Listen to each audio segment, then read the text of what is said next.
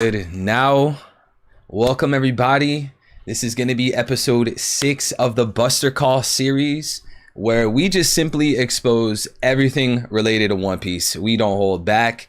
We let all the ops have it. And today, I'm very excited because I got the homie Hidden Island on, and I already know this is going to be a certified hood classic, bro. Welcome yourself in, man. Sure. Let them Yo, know who thanks you for are, having bro. me. What's up, guys? It's me, Hidden, the Hidden Island, Hidden OG, Top Dog. You already know. Whatever you know me as. What's up, guys? I hope you're all doing well. Thank you for having me on the stream, bro. I appreciate you a lot, and this is gonna be fun. So, Shit, man. Like I want to like get this intro out the way and like say what's up to everybody, but like I'm so amped to just jump into the 1085 stuff, bro, because it just there's so many directions, man, with the Gorosei and their fruits, bro. What was your first initial reaction when you saw those animal silhouettes? What was running through the mind of Hidden, bro? the first thing I thought with the animal silhouettes, to be honest, was CP9. I thought of.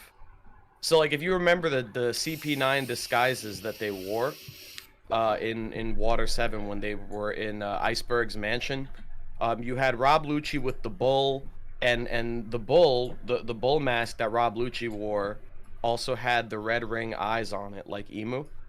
And then you had Kaku with, like, the more, like, skull-shaped mask, and I'm pretty sure, I'm trying to remember what Bluno had. But, like, each of them had, like, some sort of animal or, like, some sort of, like, themed mask. Not all of them were animals. And interestingly enough, with the Gorosei here, not all of them appear to be animals, too. Like, just looking at them.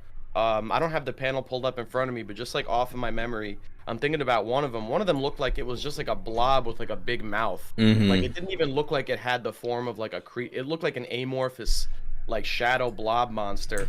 So, it's hard for me to, like, tell what that could be. But if I had to guess, I think that Oda definitely, with the reveal of CP9 and like the whole introduction of because that's where the world government was introduced as like a major enemy in the story, was that arc. So it's like, for that introduction to the world government to be given through CP9 with these animal masks, one of them with the emu eyes, and now we have the same situation here with the Gorosei turning into these like dark animal creatures. I think it lines up. There's also that one cover story with CP9 where like people invaded the island that CP9 was trained on, and then you see that one part of the cover story with all the CP9 agents. They're all silhouetted and they all look like actual animals, like with the silhouette. Like Khalifa has her like bubbles and she looks like a ram like in the silhouette, and it's like I think there's something going on here with what Oda's doing. Like, that's definitely a parallel, you know? I love all of that, man. And I'm not gonna lie, I'm sure you already know this. I'm a scumbag. I read the spoilers. Yes, I'm a douche. That's fine, man. I'm a pig, but What were you thinking when you read the spoiler? Because I don't know how the spoilers describe them. dude, So how did they describe that whole situation? dude, so it was so simple. It was literally like, we see the Gorosei with animal shadows, and it's so funny because my immediate reaction was CP9, just like you. So that's why I love that you pointed that out. I was like, oh, I remember how CP9, they had like the animal shadows behind them, but then when we actually saw them, I was like looking closely and kind of like what you were saying. One of them kind of looks like a bull, and we know that I think it was, you said Lucci, right, that had the bull mask. I thought of that too, but I haven't really like cooked up anything, you know, too deep with that. But it's just, I really appreciate you said that, or you saying that, because I was thinking the same exact stuff, bro. Yeah, I don't know if there's gonna be like a deeper implication for that. I think it just might be like a visual thing, like a visual parallel that Oda's trying to establish between, because like the way I see it is this, right? Obviously there, or maybe not obviously, I could be wrong, but like Doflamingo is definitely not going to be like a one-to-one connection with Emu.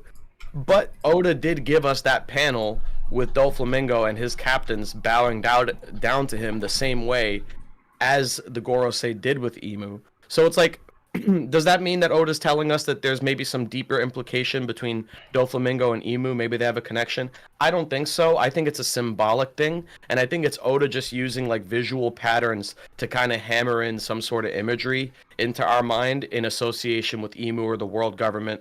In Doflamingo's case, it was he's a celestial dragon, he wants to control people, put them in the birdcage, blah blah blah. That all makes sense. one-to-one kind of connections there.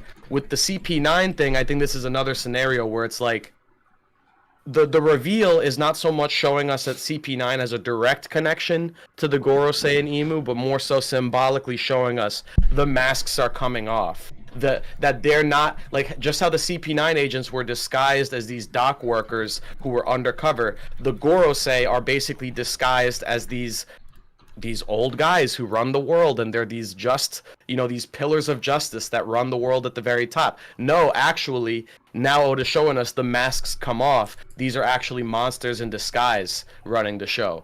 And that's, I think, what the connection is. It's a more like it's a metaphorical, like a thematic connection that's being done there. So, man, you just put that so eloquently, bro. I feel like I was just reading or listening to a One Piece poem, man. Yeah. You and Parvision, like bro, I feel like when it comes to like the theories and like explaining something One Piece related and like, trying to give out an analysis, I'm like the raw, like I cuss a lot in my theories, and you and Parvision, I feel like, are so like eloquent. You guys know how to word it so perfectly, bro. I'm trying to get like you.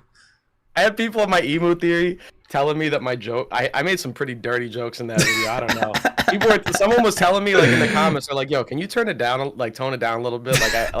I was watching that video and like I had to skip a part because the joke was too, I don't think it was that bad, but whatever. So, it depends, I guess. It depends. Some people definitely think I curse too much in the theories. I'm not eloquent enough. Yeah. We got a super chat from my boy Great Green Demon. Two of my favorites. I can't stay, but I'm watching the VOD later to hear this goated discussion. Yo, appreciate you, my boy. Yo, thank you, bro. That's awesome. Appreciate you, homie. I Great Green Demon's been popping into my streams all the time, so he's a good egg. Appreciate you, bro. So he's already a certified legend. All right. Yes, he is. All right. So I want to be more specific though when we talk about the Gorosei and what they might have. Do you think the Gorosei line up with things like Where the Wild Things Are, maybe the mythical beasts of China? Where is your heart right now in regards to specifics? Someone posted the Where the Wild Things Are thing in my Discord, and that blew my mind. I thought that was awesome. If Oda is making a direct reference to that, then good on him, because I did not see that coming. Like, of all the influences that would have shown up in One Piece, that was one I was not banking on. But it makes sense. It's a children's book. Like, it does fit some of the themes. I have nostalgia for Where the Wild Things Are. Like, back in the day, I did watch the movie and then read the book and all that. So, like, it's cool to me that there's even a possibility that the main, like, the core, like, bad guys, or not just like the core of the story is going to kind of reference this book.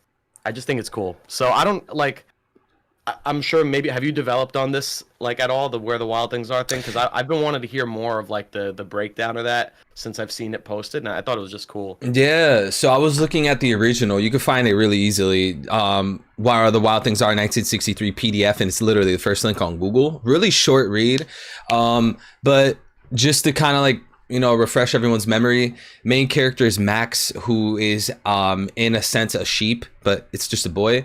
He has a wolf costume, and he is in his room one day and dreams up like these tall trees, and eventually he's in a forest with a bunch of monsters that he becomes friends with, and he leaves the forest. That's kind of like the speed run of it. But the way I'm looking at it in terms of One Piece is, I feel like it plays into a lot of the themes we see in villains. When you look at Where the Wild Things Are, it's basically a story where Max, the main character, feels like an outsider, and he feels uncomfortable in his home. So he has to leave his home and be accepted where the wild things are. That's where the name of the book comes from. So when you think about Doflamingo, he didn't feel accepted with his father. He didn't feel like he should be going and living in like the human world. So he left, and he went and was accepted by monsters. Look at Treble and all those guys he was working with. You could even see people like Cody Jones, who were kind of like outsiders and worked with monsters. You see it a lot throughout One Piece. So I was thinking, like, okay, well, if you see it a lot throughout One Piece, maybe that's because Oda wants to do it with Imu. And like each of these main villains, or each instance where we see like this evil outsider find monsters and become accepted, maybe this is all building up to Emu. Emu could have easily been some form of an outsider that left and went to where the wild things are, where there's these mythical crazy beasts that accepted him, and he lived out his dream that way, because that's also a part of the story. But that's just how I'm kind of looking at it, if it's going to connect to Emu. Yeah, it's interesting, right? Because like the main character is like a sheep in wolf's clothing. I guess you could look at it where it's like the opposite, right? It's not like it's like someone, it's like he's like trying to come into form. And it's like a kind of like a coming of age thing.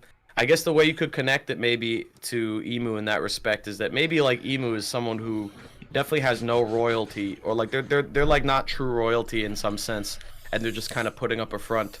One idea I saw, that it's not the where the wild things are thing, but it did come from that same discussion. Someone brought up the idea that maybe it's not that it's a direct reference to the storybook, but maybe that One Piece is taking place inside a storybook to some degree. And Emu's powers, like the one thing that I thought was cool was like the arrow, like the black arrow that Emu shot at Cobra. It looked like it was coming off the side of the panel. It looked like, because it matched the borders of the panels, since it was like a flashback or pitch black. And then the arrow coming off the side of the panel was also pitch black. So people are wondering if, like, you know, Nika has powers that almost seem like he's out of a picture book. Is it possible that Emu's power, like what we saw with Leloucia, where they painted and crossed out Leloucia, like maybe their power is legit, like a very meta, like I can control the manga type power. Hey. And it's like we're in a storybook and I write the story. And this, I mean, this is a whole other thing. This is like a big tangent. I'm not going to go on just yet, but we'll get there. But like, I do think that there's a possibility that Emu is like an inversion of Nika in some kind of way. And I personally am a big believer in, if Nika's fruit is like the warrior of liberation, and it's like a fruit centered around the concept of freedom, then Emu's fruit might be the opposite, and that power might be the power of control to some degree. It might be the power to control everything. So that I think freedom versus control, and that being the dichotomy of like the two strongest powers in the story, I think just fits for like the ending. So you went a lot of different directions, and I liked all of them. You know, I really like that contrast between cartoon Luffy and, you know, in a way, ink Emu or something like that, something to that fashion. You know, someone mentioned this earlier, and I liked that they mentioned it, because I've been thinking about it. Like, you know, having Luffy be pure white and Emu be pure black, where Emu's a literal like silhouette looking person, that would be really interesting for kind of like what you were saying, like the whole cartoon effect. I really like that. And you also said it was one of the last things you said, well, like the inversion, like control versus freedom. Yeah. So as you know, obviously a lot of these One Piece characters have fruits that fit their personalities. Obviously some characters that doesn't apply to, but you know, Emu's obviously like a character of control, being that they're the king of the world. That fits really well into the character of Emu. That'd be really interesting. Pure white Luffy versus pure black Emu. Yeah, I think so that the reason I think that even is the case is because, but this is a whole theory, but I personally think that Emu is, after this chapter, I'm convinced that Emu is like a direct result of Joy Boy even existing. Because it's like the fact that Nika, or rather not Joy Boy, but Nika specifically, I guess it can go both ways if we think they're the same thing and they're one and the same. But like Nika, Joy Boy, whatever, them existing, I believe, is a result of people's desire for them to exist. Just like how devil fruits were described to be the result of desire. And then we had York, who was like the desire Vegapunk going like haywire and like deciding to do her own thing.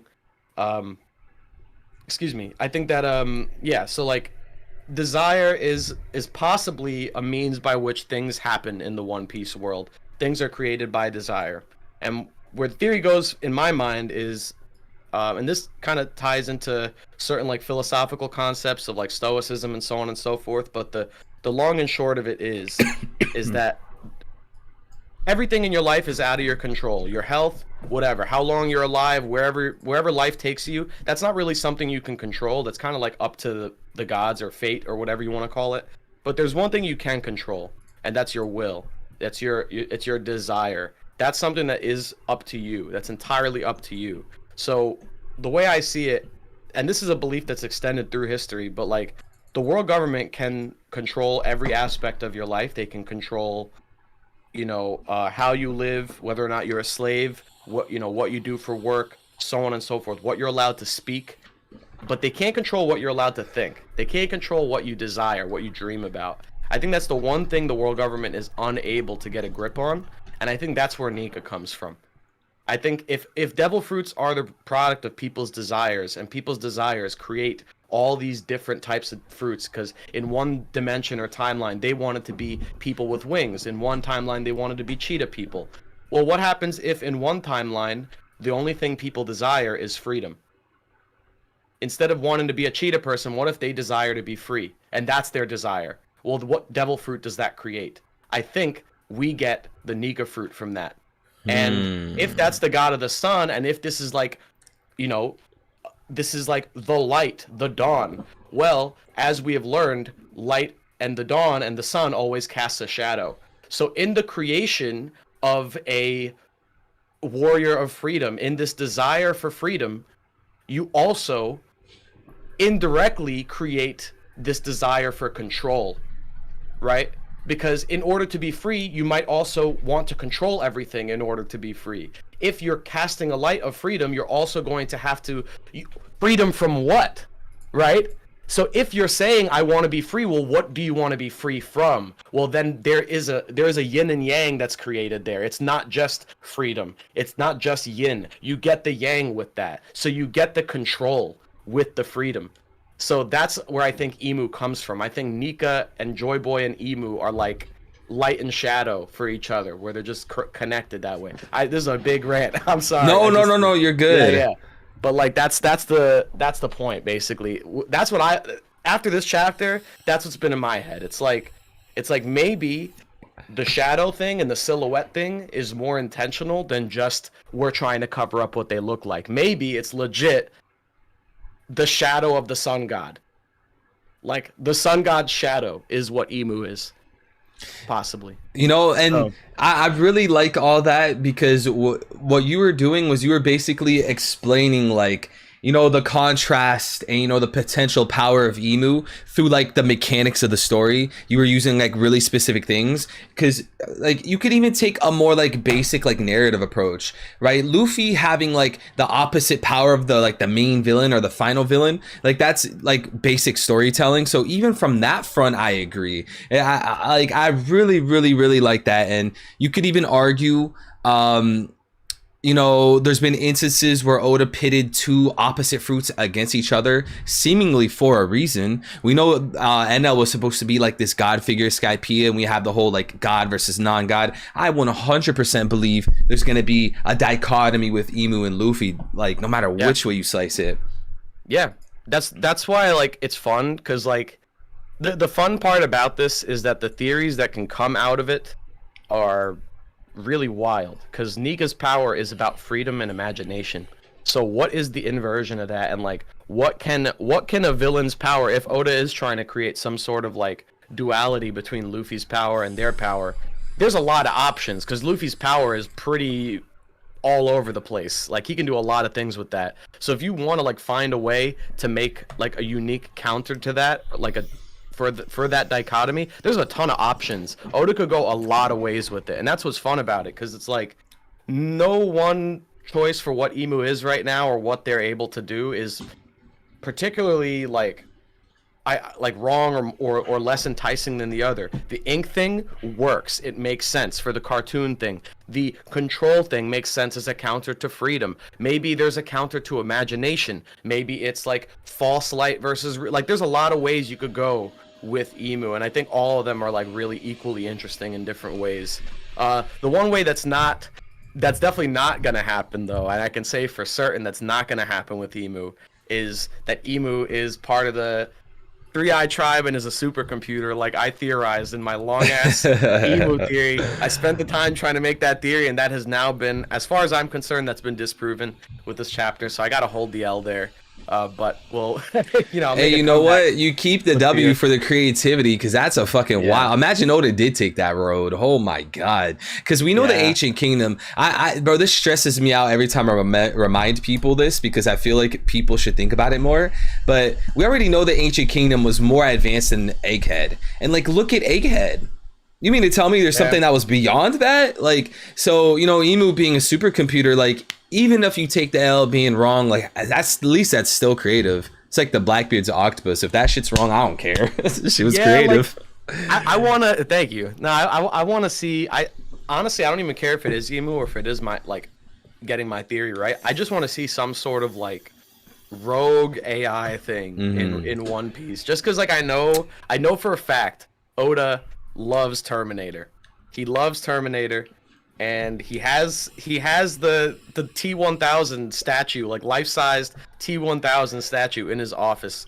Like the man loves Terminator, so I feel like I need him to show me that somewhere in the story with like some sort of like rogue AI computer or something, especially because of how relevant that is to our like modern age now. Because like we're at the advent of AI, like we are at the dawn of AI right now.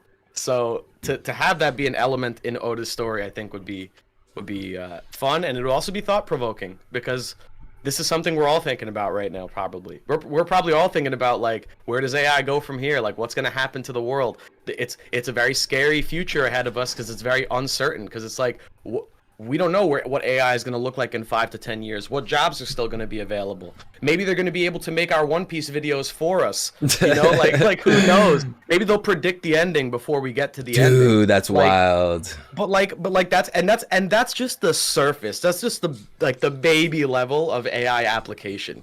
So like just to think about that in our very real future, this is a relevant thing, and this is a relevant thing to Oda and his inspirations. So I feel like I want it to show up somewhere I want to know what his take on it is, I don't even care what it ends up being. I just want to know what his take on that is and how it ties into the ancient kingdom. Cuz like they had that shit. Like they had crazy compute. Like there's no doubt they had crazy computers. If like you said, what we saw in Egghead, like if they were more advanced than that, bro, Space Piece is going to look like baby piece. Like I don't even know what they gotta have crazy technology. Like you know, like stuff that would it would make the One Piece world look like like archaic. So We got a super chat from Splash coming in with the 10. Appreciate that, my boy. He said, watched your live a couple days ago, and you made a comment about Big Mom being dead. I agree and had that. What do you think the chances are of Katakuri potentially joining the Grand Fleet, being his respect for Luffy? I'm not sure if he meant that towards me or you, because I don't remember talking about Big Mom being dead. But what is your thoughts on Big Mom and Kaido? Are they alive? so I have talked about that before, not recently, but I have talked about it. So I don't think, at the very least, Kaido might be dead. I don't think he is, and I think that I don't think Oda is the type to have Luffy not kill anyone for the entire story, and then the moment Luffy does kill someone, it's swept under the rug and not given any focus. Like because like Luffy doesn't kill people in One Piece, so like for someone like Kaido to die to that attack and like actually be put out of commission permanently by Luffy, and Oda doesn't draw any attention to that fact whatsoever, like, hey, Luffy just killed the guy. Like that's probably a big deal for Luffy's character, considering how out of character that is. So I don't think he's dead, unless we're told he's dead. Just as we're all One Piece readers here. We've been reading this story long enough. I'm pretty sure the rule has been well established by this point. Until we see the confirmation that they're dead, or like it's in a Viver card or something, we just gotta assume Oda's gonna find a way to bring him back, because he's done it with like the most absurd of characters. So like with someone as important as Kaido, I think we need to wait for that confirmation. I will say, what I do think happened is not that he died, but I think that he and Big Mom both fell under Wano, and they fell into the magma, right? I think the magma is going to shrivel them up like raisins, and they're going to come out looking like Bakin.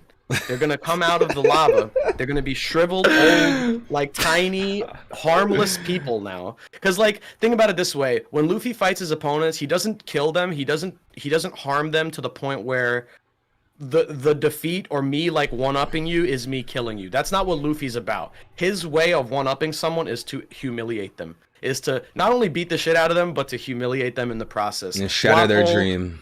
Yeah, shatter their dream. Like Wapol gets the gum gum bazooka and he's screaming. He's like, "Don't do it! Don't do it!"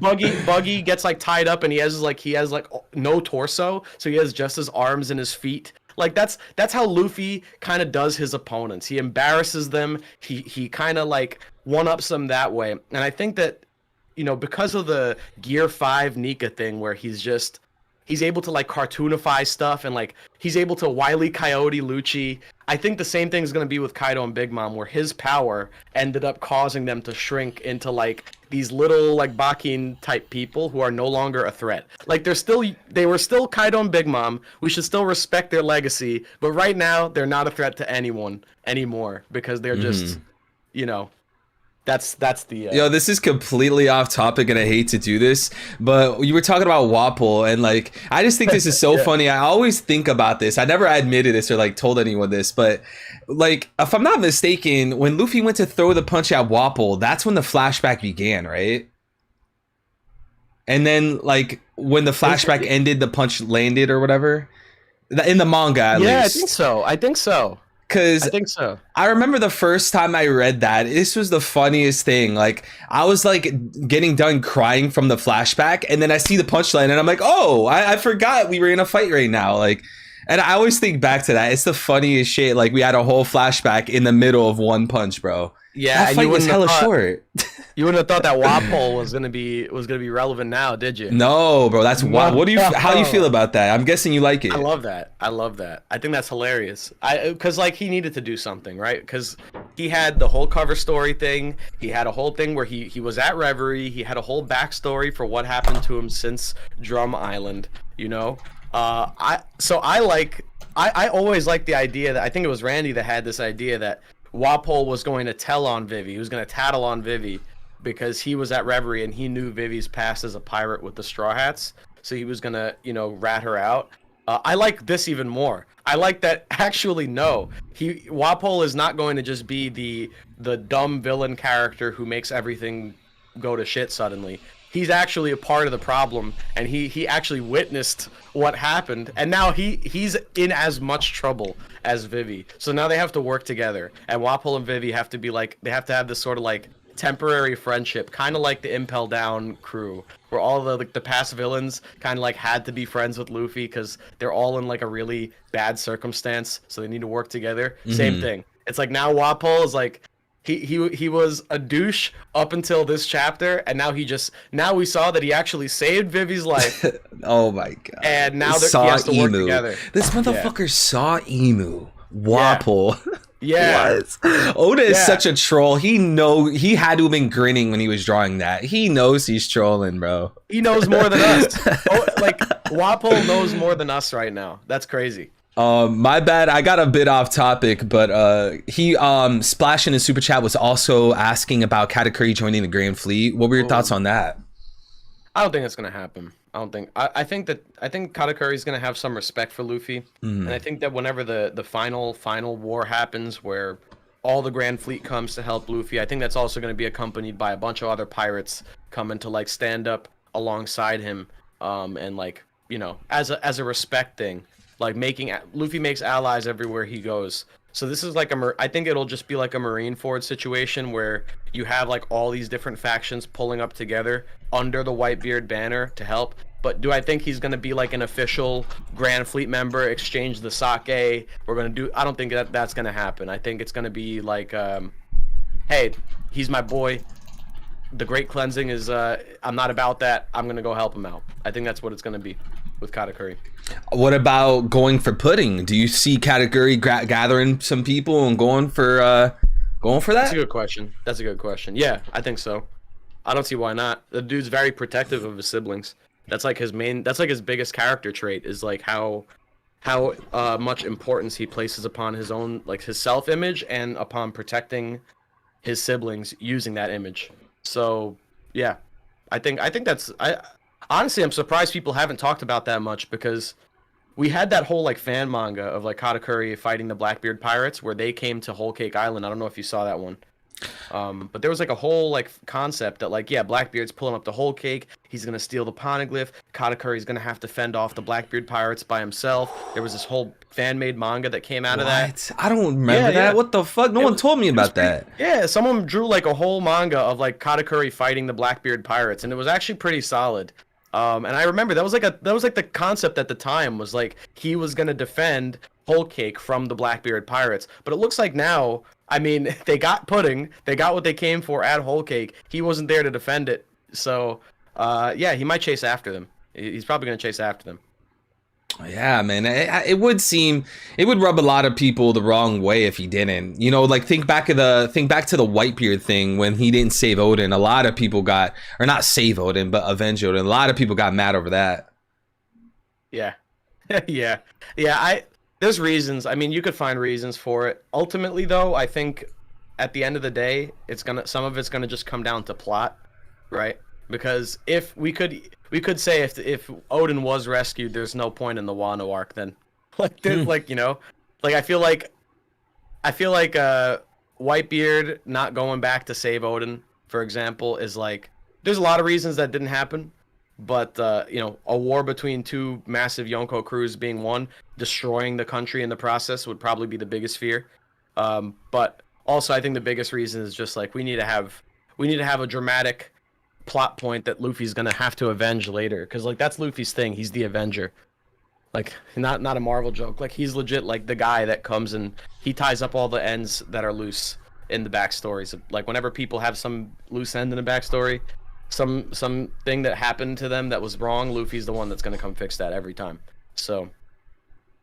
And Dr. Clover with a $2 super chat said, "I got major Berserk vibes from the Gorosei demons." Are you into Berserk at all? Yeah, I love Berserk. Yeah, like you think they're like apostles or something? That's a cool idea. I mean that would make sense because like apostle, that comes from like religion, and you know, what is it exactly? Good point. Is it Catholicism? I'm pretty sure it's just Christianity. Or just Christianity in general. Apostles are just like followers of. Well, I'm pretty sure in Christianity they're the followers of Christ and like the original people who gathered around him and like spread the word around, basically. So that basically means like an apostle is someone who really deeply studies or like is committed to a religious belief. Yeah. So practicing and spreading it. So since we know that, of course, the celestial dragons are labeled as gods and they live in the Holy Land, them having some form of apostles, like that makes sense to me. Like that kind of fits the whole like heavenly, godly theme. I think so. I think they're definitely. You know, I've gotten comments about this where people in some of my videos were like, "Oh, bro, I don't need a religious sermon when I'm trying to talk about One Piece." It's like, bro, Oda is ripping directly from the Bible for his story. I understand, like it's you know, religion's a sensitive topic, but we also got to talk about influences here. Kuma's walking around with the Bible. We have an entire group of creations now known as seraphim, which is like explicitly a type of angel. You have devil fruits, Adam and Eve, the Adam tree, the Eve tree. You have Lilith being one of the Vegapunks, and now we have Lily with the Alabasta thing, which I don't know if you know like the whole thing with Lilith, but like what's in earlier scripture, not the Bible, it's in versions of the Torah, but there's a different version of the Adam and Eve story where before Eve was created, the first woman was actually Lilith. And Lilith was not created from Adam's rib. She was created to be equal to Adam. And then what happened there was that Lilith, in being equal to Adam, did not feel the need to be... Because, like, you know how God describes it, you are of his flesh, whatever. Yeah. In this case, it wasn't that. She didn't want to be equal to him. She wanted to be above Adam. And which is where... This is where it gets interesting, where if we're connecting this to, like, maybe Emu, if Emu turns out to be a woman, and the Lily thing, like... Lilith did not want to be equal. She wanted to be above him and ended up dipping, basically. She left and left the Garden of Eden and then went to create demons by herself. So if that's what Oda's going for here, I wouldn't be surprised if the Gorosei and Imu are Lilith and her demons, and that's what that is, right? Like that could be, like, because the Adam and Eve thing, the devil fruit thing, Eve is the one that convinced Adam to eat the devil, the fruit that the devil convinced her, and now we have Lilith, this person who came before Eve, and who didn't even bother with the fruit, who didn't see themselves equal to Adam, who wanted to be above Adam, and then went on to create these demons and monsters. I think that's something that maybe Oda is going to be drawing directly from, if I had to guess. Because he did it with Vegapunk. He did it with the Vegapunk names, so... Yeah, so I would use that for ammunition. I feel like a lot of people would look at Lilith and they'd be like, oh no, Oda wouldn't do that for Imu because we already have Lilith. And I'm like, no, like that's showing he would use it for Imu. Yeah, it's showing he acknowledges the source material. It's showing that he knows what I'm talking about, because he wouldn't have referenced it if he didn't. Yep, there's no shot Oda doesn't know about Lilith and that whole thing you explained. There's no shot he doesn't. Yeah. So I personally, I really do believe in the end of the story is going to have a lot of biblical themes, and realistically, why shouldn't it? Because if we're looking at, I'm pretty sure Christianity is the most populous religion on planet Earth. So if all these other cultures are being referenced, it's not a surprise to me that this one is going to be a big focus of the end of the story. Like the most climactic part of the story is going to probably focus on stories and concepts from religion that most people are familiar with. A lot of people are familiar with biblical stories, much more so than some of the more obscure mythologies of like thousands of years ago. And I know that we can look at those mythologies and pick from those and point to those as inspirations, and I do think that Oda was doing that. But when it comes to, now we're getting to the Holy Land of Mary-Joie. Mary is legit in the name. Like, we have the world government symbol is a giant cross. Like, we have all these various elements building up to this this ultimate showdown in this Holy Land with God's knights and the seraphim. And, like, I just think that it's, like, pretty much being handed to us at this point, that's what Oda is going to be doing with the final arc. So I think whatever the Gorosei are, whatever Imu is, whatever that whole connection is, there's got to be some biblical connection to that, or something that we maybe haven't picked up on yet. All right, I gotta ask then. This is to you and everyone else in the chat, okay? If you had to give a percentage, like 1 to 100, what is the chance that Imu... Of course, Imu's probably going to be like multiple figures from like multiple mythologies or whatever. But what's the chance of Imu having inspiration from like Satan or Lucifer? If you had to give it like 1% all the way to 99, what is it? I think there's a probably 80% chance or more. I think that there's still part of me that thinks we might go the Moon Princess route, like Naruto, and do that whole thing. But I think there's a really good chance that the legitimate biblical devil, is going to be a concept that is relevant to the end of One Piece for sure. Because the whole point of that character in the Bible is to be this deceptive force that twists the truth and gets people to like submit to the wrong desires, right? Because desire is now becoming a central concept. That's an important thing that's been introduced to us through Egghead. We have the one that is centered around desire, who wants to become a celestial dragon. So the celestial dragons at the top might be emblematic of this wrong type of desire, this sinful desire. And I wouldn't be surprised if the actual story of One Piece is to some degree a Paradise Lost scenario, where we had paradise, we had a near perfect world, or a perfect world, with all these wonderful creatures, all these wonderful foods to eat. People didn't die, people didn't have illnesses, there was a cure-all for everything. All the things that our characters in One Piece are striving for now to try and achieve maybe existed already 900 years ago. They might have had a panacea, they might have had a world map, they might have had everything that Nami, Chopper, all of them are trying to do, but they don't anymore. So what may have happened is that we lost paradise, and that someone, the devil, or someone that's supposed to be the devil, convinced man to turn on itself, put itself at the top, and changed its name to God, so that everyone forgot what happened. And I think that's what's going to be the situation where Emu and those at the top are maybe demons and devils who have convinced the world that they are gods, and that the people who were the gods, or at least the people who were the reason for paradise, are now relabeled as devils, just like the Ohara demons, just like blah. You know, you can think of it anyway, any way you want, but maybe the product of their work was the devil fruits, and they were called the devil fruits as a relabeling, a renaming. Hey, you ever see that meme where like the guy's holding like the AirPod and you can see the fire come out that bitch? You bro, that was some fire, bro. Yo, hey, bro, that was some heat, bro. That was some motherfucking heat, bro. Bro, it's like a meme. The guy's like holding the headphone and he's like, and there's like fire coming out that shit.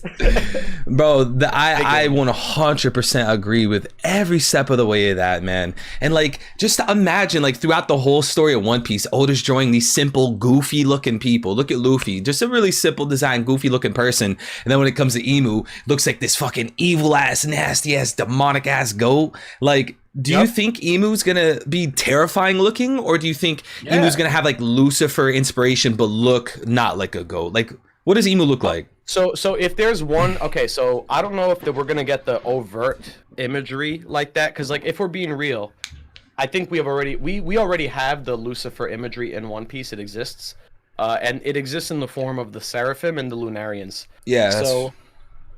I don't know if you know that the inspiration for Lunarians. I've always talked about the biblical inspirations because they're like depicted as angels who were removed from the red line, so fallen angels. You know, they have they're very, you know, King is like almost beautiful, majestic looking, just like Lucifer was described to be like among the top of the gods or among the top of the angels.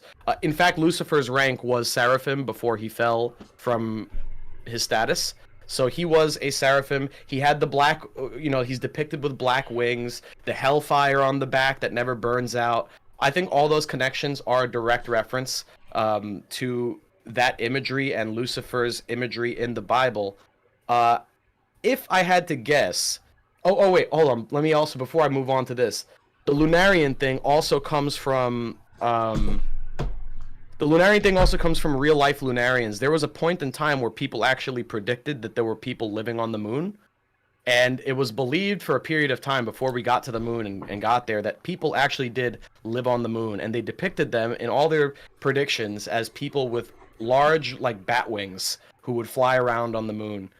So that's where King comes from. And I think it's a combination of all those sources. With Emu, I don't think we're going to get, like, a literal goat. I think if there's one imagery that might carry over to Emu, it's gonna be, you know, the hand thing. You know the hand thing that in every depiction of Satan, I'm pretty sure, and a lot of different gods throughout culture, they do the thing with their hands where one hand is raised and one is lowered, like that, or like they do like some whatever imagery. Like I could see Emu doing that on panel somewhere. I don't know if anyone knows what I'm talking about, like specifically.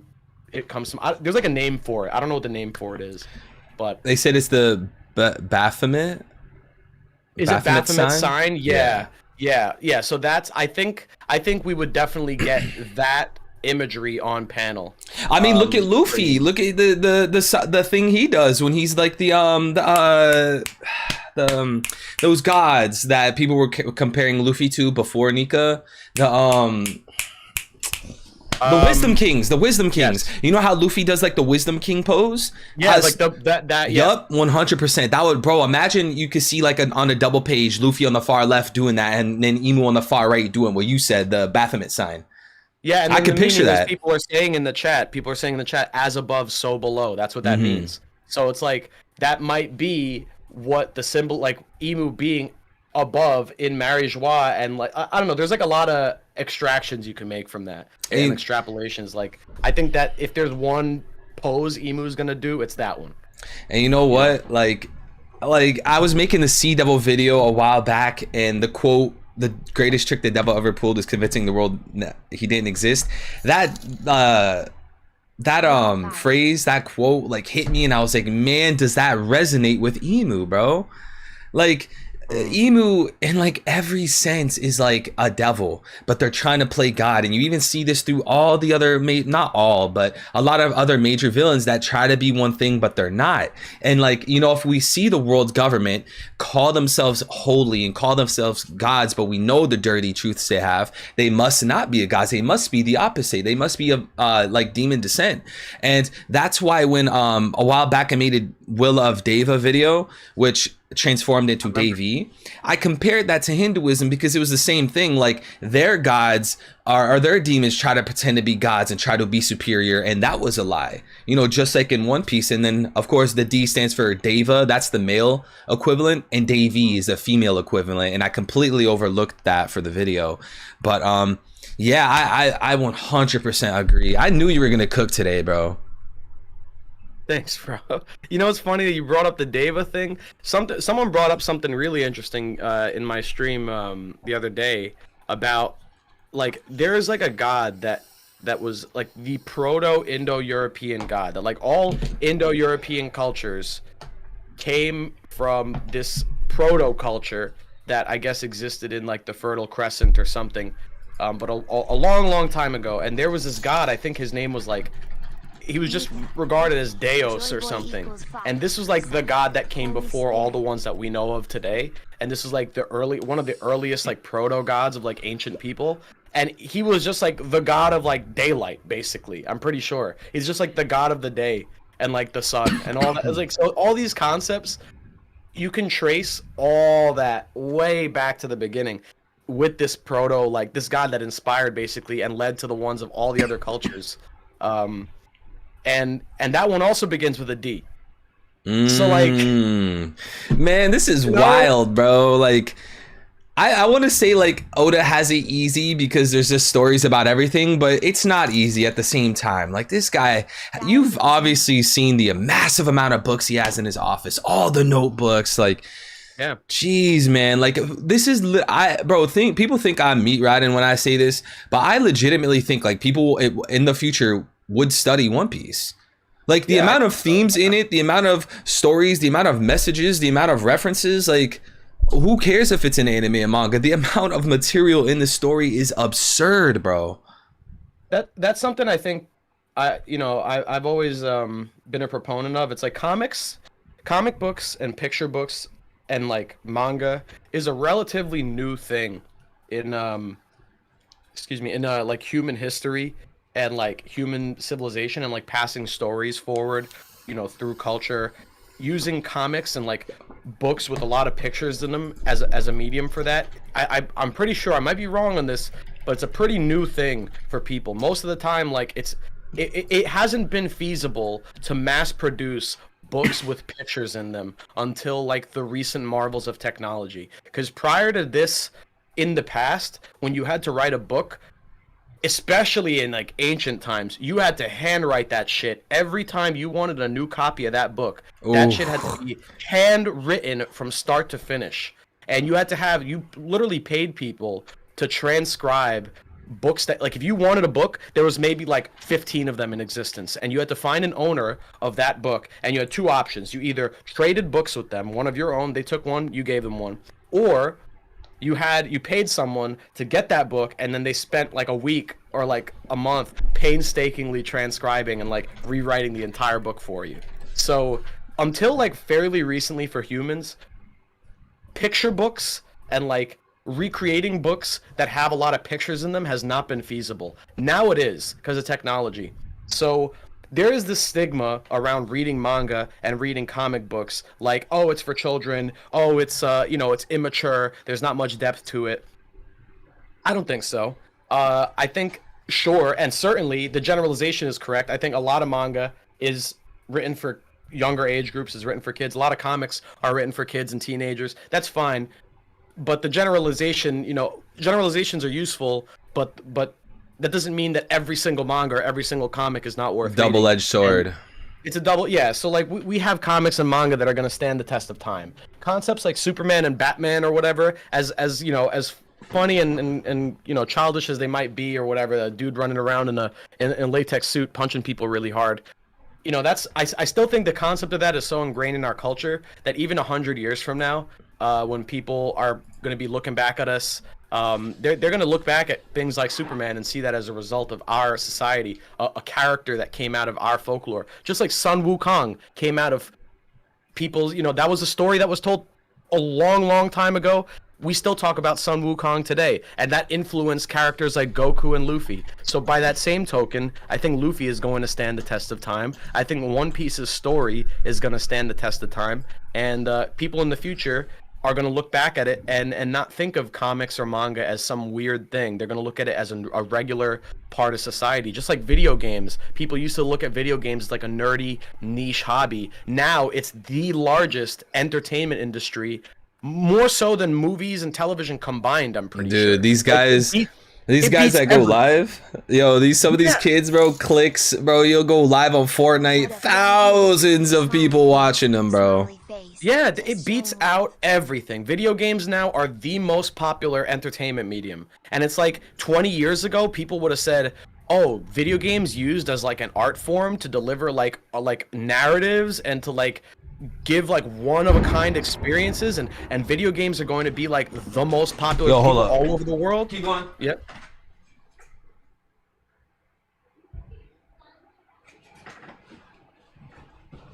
No, my bad, bro. I just heard some insane fucking thunder.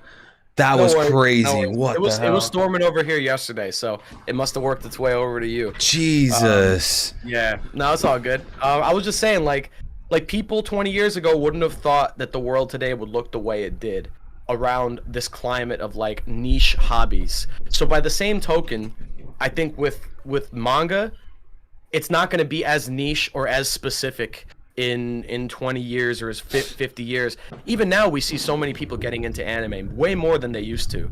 Like it's now a normal thing, I feel like, to talk about. Like I went sorry to keep going, but like you're good, bro. You're chilling, bro. You're chilling. I went to a restaurant I used to work at like back in high school, and I like stopped by there for the first time in years. Didn't know like if anyone I knew would still be there, and I was just like, it turns out a lot of people I knew were still there. I was chatting up like old coworkers from like years and years ago. How you been? What are you up to? What are you doing now? I'm like, oh, I have a YouTube channel. Oh, what's the YouTube channel about? And I'm like, oh, it's about anime. And they're like, oh, which anime? And I'm like, what the fuck? Like, I didn't expect you to like respond that way. When I tell people like, oh, it's about anime, I expect like the average person to be like, oh, okay. Like they don't give a shit about anime. Like they don't know about anime. But like now people know about it. Like it's like a normal thing. I mentioned One Piece, and the person I was talking to was like a 50-year-old like person. Like they don't have any exposure to like, or chances are they don't have any exposure, but they said, oh, I know One Piece because my son's really into One Piece. He talks about it all the time. And it's like, so now that you know about One Piece just by proxy, like everyone's talking about it. So I know that we've gone a long way off the trail, but the point is, I do think I see the trend changing. I see people talking more about One Piece. I see people talking more about anime. I see it becoming less niche. In 10, 20 years, guaranteed, people are going to talk about it. Once One Piece is over and it blows up, everyone's going to talk about it. Everyone. You won't be able to avoid it, All right. TJ did gift the membership, and he also super chatted $2. So shout out to my boy TJ. Appreciate you supporting me all the time, really. He said, Evil, are you enjoying that new keyboard? Yes, I am, bro. You got a new keyboard? Man, hidden, bro. In the span of like 7 months, I've had to have broken at least 3 keyboards. I have the worst fucking luck with water, bro. Oh damn! I was about to make a Dead by Daylight joke, making you salty, because that game makes me salty. Oh, dude, that game's so bad. I can't play too much of Dead by Daylight. If anyone, I'll go through keyboards playing that game. Dude, bro, you don't know how often I'm so close to just sinking my fist through the monitor playing that game, bro. Bro, it brings out the demon. It brings out the evil in me, bro. I feel you, bro. What type of keys you got in the keyboard? Like what bro? switches? So here's the thing, right? I used to buy Ducky keyboards and I would get 60% and I would get MX Reds and I would try to be that, you know what I'm saying? I try to be all fancy with it. But since I have to buy one every few months, I gave up trying to get good keys. I don't even know what kind of keys are on this. I have no clue. Fair enough. I have a Ducky actually I used to use. It's a good keyboard. Hell but yeah. That one I actually spilled water on that as well. So yeah. So I actually I don't know if it even works anymore, but it's just I have it. Bro, it broke my heart because like it was a tiny bit of water, and I kid you not, bro, the USB-C port on the side of the keyboard had like a big ass cloud of smoke just coming out of the keyboard. I'm not, bro, it literally looked like a house fire. Like, damn, I'm not even exaggerating, bro. The Ducky, bro, my Ducky, bro. Not the Ducky. All right, but Splash with the 5, thank you for that, TJ, and of course you, Splash. He says, I think Island is on to something. Do you think the final war is going to be like a story of Revelations, meaning the Bible, almost, or along those lines? Yeah, that's an interesting point. I think if Oda is going to be taken from the Bible, it's going to be bits and pieces and concepts. I think he does have his own plans with how he's going to have things play out. What I think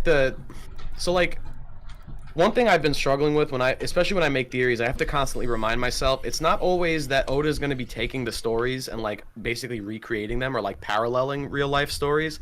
I think he just pulls bits and pieces for symbolic purposes to get his messages across. So like when it comes to like this character could be a reference to this because X, Y, and Z plot point happened and this is kind of similar to this thing. I think the Oda is going to be pulling from imagery from the Bible, and he might maybe make references to like parts of the Bible or like events. But I think the greater purpose of it all is going to be to serve his narrative, and it's going to be to serve his story. And he's just going to use those parts to like emphasize the imagery or the symbolism of it. So I don't know. For example, I don't think it's going to be like the literal devil or like Imu is going to be the literally Satan with a Satan devil fruit, but I think that the imagery or the connections or maybe the story surrounding Imu is going to directly reference that. So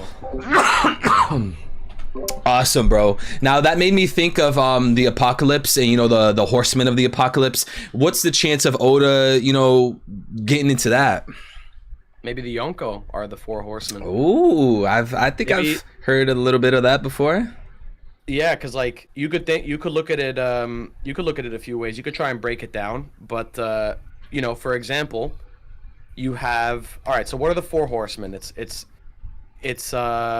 war, death, pestilence, and famine. Okay. So Kaido's famine. Look at Wano. Mm-hmm. That's famine right there. You could say Blackbeard through the association with the color black and just his general theming is death. You could say Shanks with the theming of the color red, and his ability to mediate and end wars. Like he ended the Marineford War basically himself. That's war right there. Like war is depicted as, I'm pretty sure, riding a red horse, and all that stuff. And then Big Mom's the only one that I'm not sure. Pestilence doesn't really apply. The only other form of the 4 horsemen I could see is in Kaido's calamities, right? Because Kaido kind of did something similar with the they're the calamities. Jack, what was it? Jack the Drought, Mm-hmm. King the Wildfire. Like that's the only other thing I can think of for the 4 horsemen. All right. And we got Alex with the 5. He said, "Y'all fire." Thank you, my boy. I appreciate that. Bro. And then the odd advantage with 2, thank you too, bro. He said Nika Luffy Joy Boy equals Father, Son, Holy Spirit. I actually thought of that before because let me be honest, Hidden. Lately, bro, I've been an advocate of like Nika isn't Joy Boy. I've been feeling that, bro. I've been thinking a lot about that option. Name starts with J, Sun God, Son of God. What's the difference, right? Is that where we're going? Honestly, bro, the way I feel about the story is like we know that there had to have been some kind of reset, just given that the ancient kingdom was more advanced than where Egghead is right now. So I'm thinking like, okay, we call this really advanced kingdom ancient only because it's from a long time ago, not because it looks archaic or anything. So something led to that, right? Like that kingdom, it didn't just pop out of nowhere. Like, no, people grew and people learned over countless generations how to improve their technology, and they eventually had that kingdom, right? So there has to be a huge, in my opinion, a huge gap of time in between the creation of planet Earth and the finalization of the ancient kingdom. So I was like, okay, well, what if Nika was like way before the ancient kingdom? Like they said it was ancient times. I mean, you know, I feel like Oda does have that option. Oda can make it work, and then, you know, something like what the odd Advantage said, Father, Son, Holy Spirit, some kind of Trinity effect could apply to Luffy. But that's a really interesting idea. I like that a lot. I like the yeah, the triune god, like that whole concept, and like having Luffy be like the completion of that, right? And that connection, like the, you know, if it's the Father, Son, the Holy Spirit, Luffy being the reincarnation of Joy Boy or something like that, definitely fits that theming. I do like that. And what you were saying, right? Like as you're wondering, how is it that the ancient kingdom became so advanced, but then like the history prior to the Void Century, there's no speak of like a kingdom with robots and shit, right? Is that like one of the dilemmas that you're wondering about? Because I do have a kind of an answer for that. Well, it's more so like I feel like there's going to be a history prior to the ancient kingdom. And I feel like that history is probably extensive. So that's why I feel like, okay, well, what if you had that Nika figure at the, you know, at the beginning of that time, and then boom, move to the Void Century, then that's Joy Boy, something like that.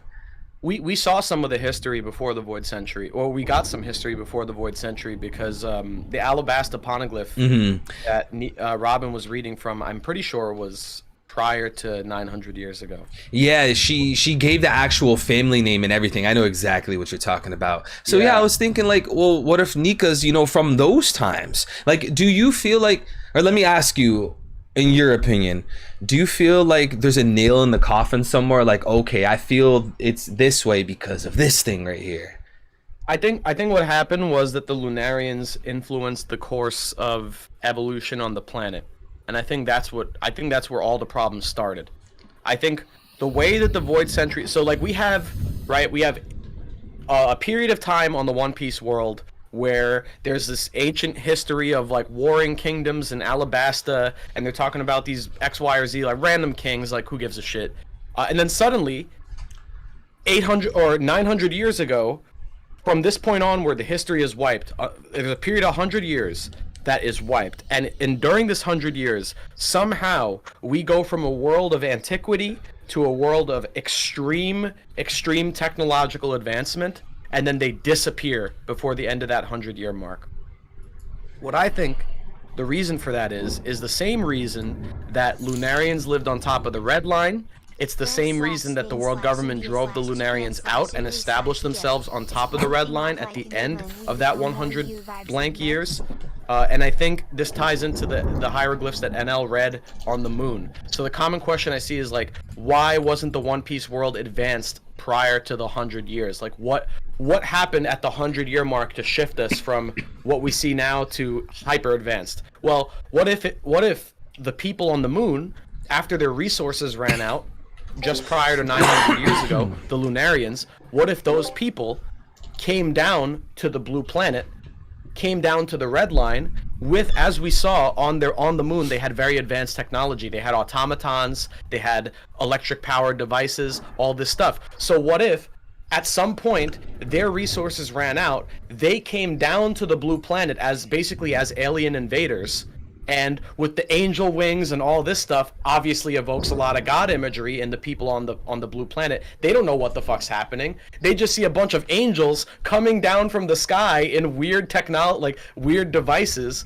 They establish themselves on the Red Line, and it's like, what if the Lunarians introduced this technology to the rest of the world? and the ancient kingdom formed as a result of humans getting a hold of this advancement very rapidly, very suddenly. They went from being primitive to being super advanced because a bunch of aliens came from the moon and showed them all this technological wonder.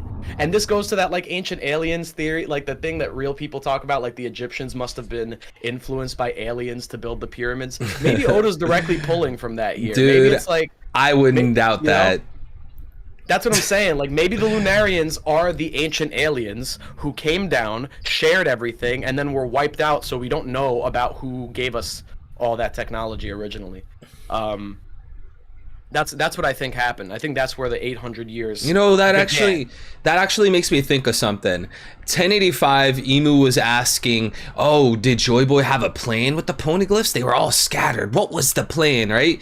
And I'm thinking like, okay, it seems kind of basic. Maybe Emu wasn't around when they decided to spread poneglyphs or make poneglyphs. Maybe Emu wasn't around.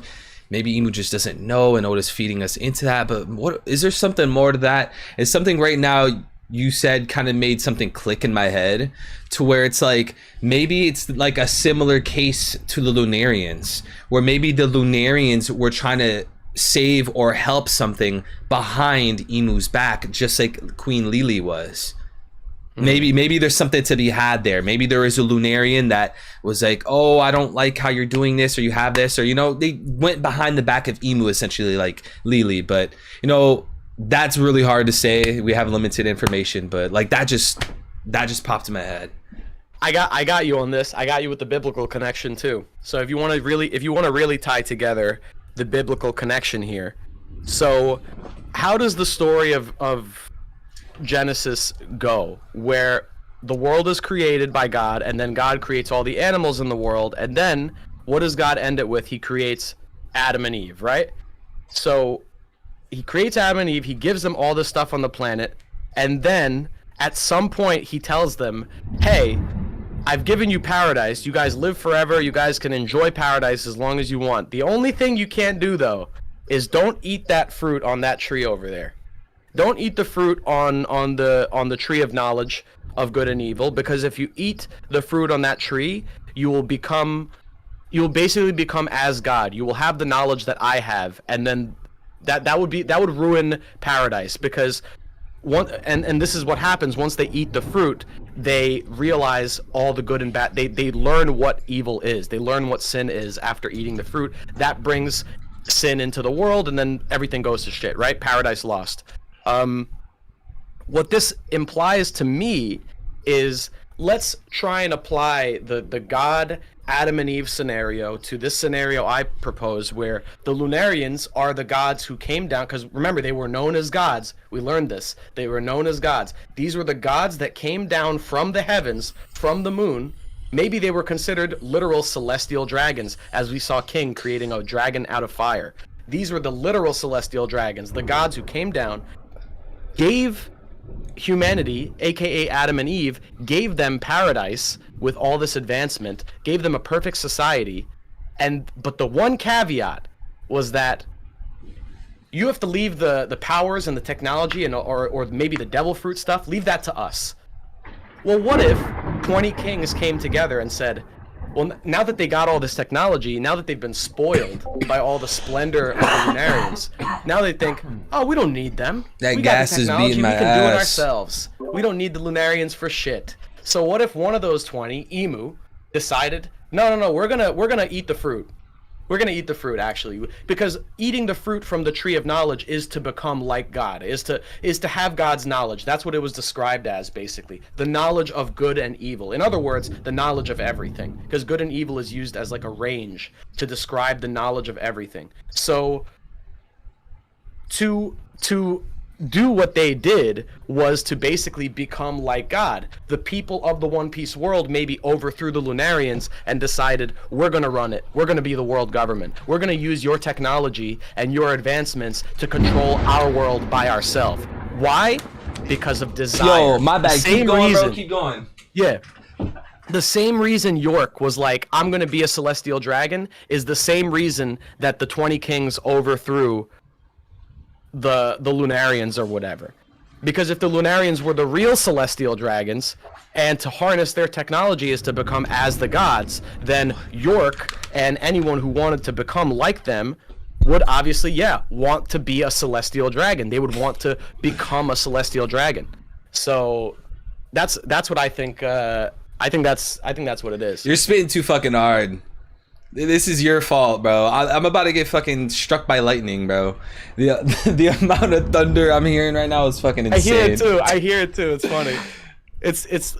I think what's happening is I'm maybe I'm a little bit too on the money right now. I'm too on the mark, and Emu is like taking pot shots. Emu doesn't know where I am right now because my island is hidden. So they're just hitting every island one by one, trying to find the one that I'm on. And guess what? You didn't hit me. Nah, you didn't bro. get me, Emu. I'm still here. I'm chilling. Yo, you're gonna lightning.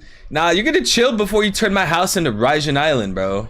You think I want to live through this? I don't got that umbrella, bro. They're looking right now.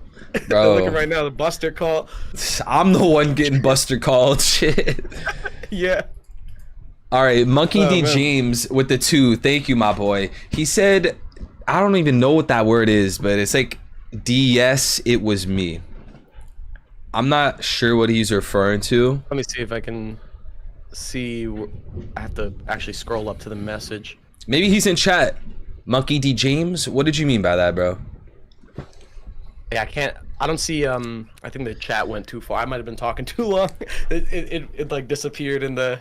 Bro, in the it's chat all somewhere. good, bro. I don't even know how to do a screenshot on this keyboard. All right. Well, hopefully he said. Oh no, he said it was late. Oh, he's in chat right now. Okay. But we also have a super chat from Davon. Thank you for that, my boy. He said, "What up, young bulls? Just showing love." Yo, what's up, bro? He's always supporting, man. He's a real one, bro. Much love, bro. And then we also have Nasty Ninja with the 1 month. Thank you for that, my boy. Journey to the West. Luffy is a journey to the East. Man, there's a lot of relations between Luffy and Sun Wukong, man. Yeah. Is there any kind of like aspect of Sun Wukong that we think we're gonna see in Luffy in the future, or maybe something from like another religion? Is there like what aspect? How is Luffy gonna grow from here, more specifically? I guess. So Sun Wukong, one thing I liked about him, and this is why, this is something I never tapped into. Okay, so it's funny when I made so you know how we both had like our theories for Gear 5th. And we've always I've talked about this with you. Like, we were both right in, like, different ways. Like, he had the Hanuman attack. I had the giant. Because, like, I predicted he was going to become a giant with Gear 5th. And then he did the Giganto form. So, like, the reason that I had that giant idea was because I originally wanted to make a video about all the influences in Luffy's character and some of the influences of Buddhism and Journey to the West on One Piece. And one of the things I wanted to talk about from that I didn't bring up originally because I was going to save it for that video, which never happened, was that in Journey to the West, one of Sun Wukong's powers is to completely change his size at will. He can become incredibly small, but he can also become like the size of a mountain. And that's why I thought, like, that's a crazy power to have, just to become mountain-sized, like, out of nowhere. So I always thought, like, Gear 5th, you know, my logic was, okay, well, Gear 2nd, he's blowing air into his blood to pump his blood. Gear 3rd is him blowing air into his bones to pump his bones. Gear 4th is pumping it into his muscles. What if Gear 5 is just pumping air into his entire body at once? So that was like the pattern that I was following with that. So I think that if Oda is doing that now with Gear 5th, where he's having Luffy turn giant at will, I think we're also going to see a Luffy that can turn really small at will using Gear 5th.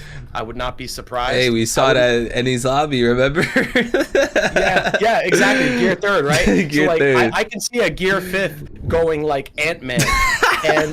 and also another thing that Sun Wukong could do was he could shapeshift into different animals, and he could like transform himself into different animals. Well, the power of imagination's a pretty amazing thing. Luffy seems to be able to change the shape of his body at will. I wouldn't be surprised if through Gear 5th we start getting other animal transformations, which would make the Nika fruit, the Hito Hito no Mi Mono Nika, the ultimate Zoan, because he can then use his fruit to become any animal he wants through his imagination.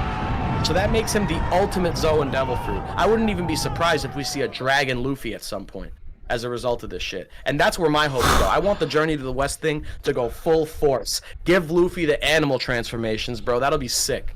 You give him literal Kong gun. Give him like those, you know what I'm talking about? Like he has animal names in his attack names, like King Cobra, shit like that. Like I want him to actually transform. That'd be cool. That'd be really cool. My boy, that was some motherfucking heat you were spitting. Hell Yo, yeah. I was also thinking like Luffy might fuck around and turn into a dragon just for no fucking reason and go and bite someone. Like that would be funny to see from Luffy, because like he'll take the inspiration from Kaido, especially since like he stretched Kaido out and all that. Like I could see Luffy doing animal forms, and maybe we'll finally get the Tiger Man. Remember that theory, bro? That's what I want. Yeah, give me Tiger Man, give me Frog Man, give me Dragon Man. Is crazy, bro. bro. Give me a Luffy form for every transformation on the Zodiac. I want to see a different one for all. Give me a Luffy transformation for all of them. But we don't got that much of the story left, so I don't think we're gonna get that. But you know, it's just a fun thought. That's bro. Frogman's insane, yo. Frogman, yeah. All right. I want to see that. Naruto is gonna be turning in his grave once Frogman comes out. You're right, bro. The Toads. The Toad Man. Once Toad Man comes out, Naruto's done. Finished. That's Finished. crazy. Wrap him up. Bro, Jiraiya gonna be rolling in his grave, bro. Nah, that's crazy. Let me see. We got Dave on with another super chat. Thank you again, bro. With the 5. He said Oda taps into a theory that today's civilization is a second coming of a much more advanced civilization prior to the Ice Age. I can see that. I mean, most One Piece fans believe like there was a reset already, right? So you could already build the bridge into, you know, the IRL theory. You're aware of that kind of stuff, right? Yeah, there's like the theories of like an ancient civilization before humans, or like maybe like or like they were still humans, but they were just like really advanced, and there was some sort of like big reset. I think that this theory and concept is definitely popular enough for Oda to reference it in the story, just like Hollow Earth is like another conspiracy theory that's I think popular enough to get referenced, because it's like a lot of people know about this concept, right? And whether or not it's true it doesn't even matter, because that's not important to One Piece. What's important is the possibility and the imagination of it. Like as Vegapunk said, regardless of whether or not these gods are real and stuff, isn't it just a wonderful world? Like isn't it just an amazing place? It's a very curious place filled with so many interesting things. So I think by the same token, I think Oda will definitely pull from like some conspiracy theories about like origins of the world, ancient civilizations, because that all plays into One Piece here. Like we've seen him do it with the Lunarians, because the Lunarians were a real life conspiracy theory that for a long time it was thought that winged people lived on the moon. And this was not related to a religion thing. This was not a religious concept. The Lunarian concept, in name and everything, was not a religious thing. It was just people thought that the moon up there, there's a good chance people live up there and they have wings. And it's like Oda took that like little thing from human history and turned it into an entire race for his story, his fictional story. So like absolutely, I think all that stuff's on the table. Maybe we get like an Ice Age explanation. I know Parvision has talked about the Ice Age thing before. He likes the idea because there's like that one Karakuri Island cover story that didn't seem to be where Karakuri didn't seem to be covered in ice in that cover story, which implies that at one point it was not covered in ice, but that is not in the recent timeline. So whatever happened in that story there had to have taken place either during or before the Void Century, when the automatons on the moon were still they were sent up to the moon and all that shit. That had to have been a long time ago. So and now we know Karakuri's frozen over, so maybe the Ice Age thing is actually legit. That lends credence to it as far as I'm concerned. Damn. Okay. You know, I was thinking, like, man, I wish Oda would incorporate more pyramids into One Piece. I know we have Shandora, but I think like that would have been cool to see here and there. But we have rain dinners. 100. But it's like it's a casino. That doesn't fucking count. Like, yeah. There's no artifacts in there. There's nothing hidden in there. It's just slot machines. Imagine Oda gave us that for like 2 chapters where Luffy had to go through a pyramid and there was mummies and shit. That would have been tight.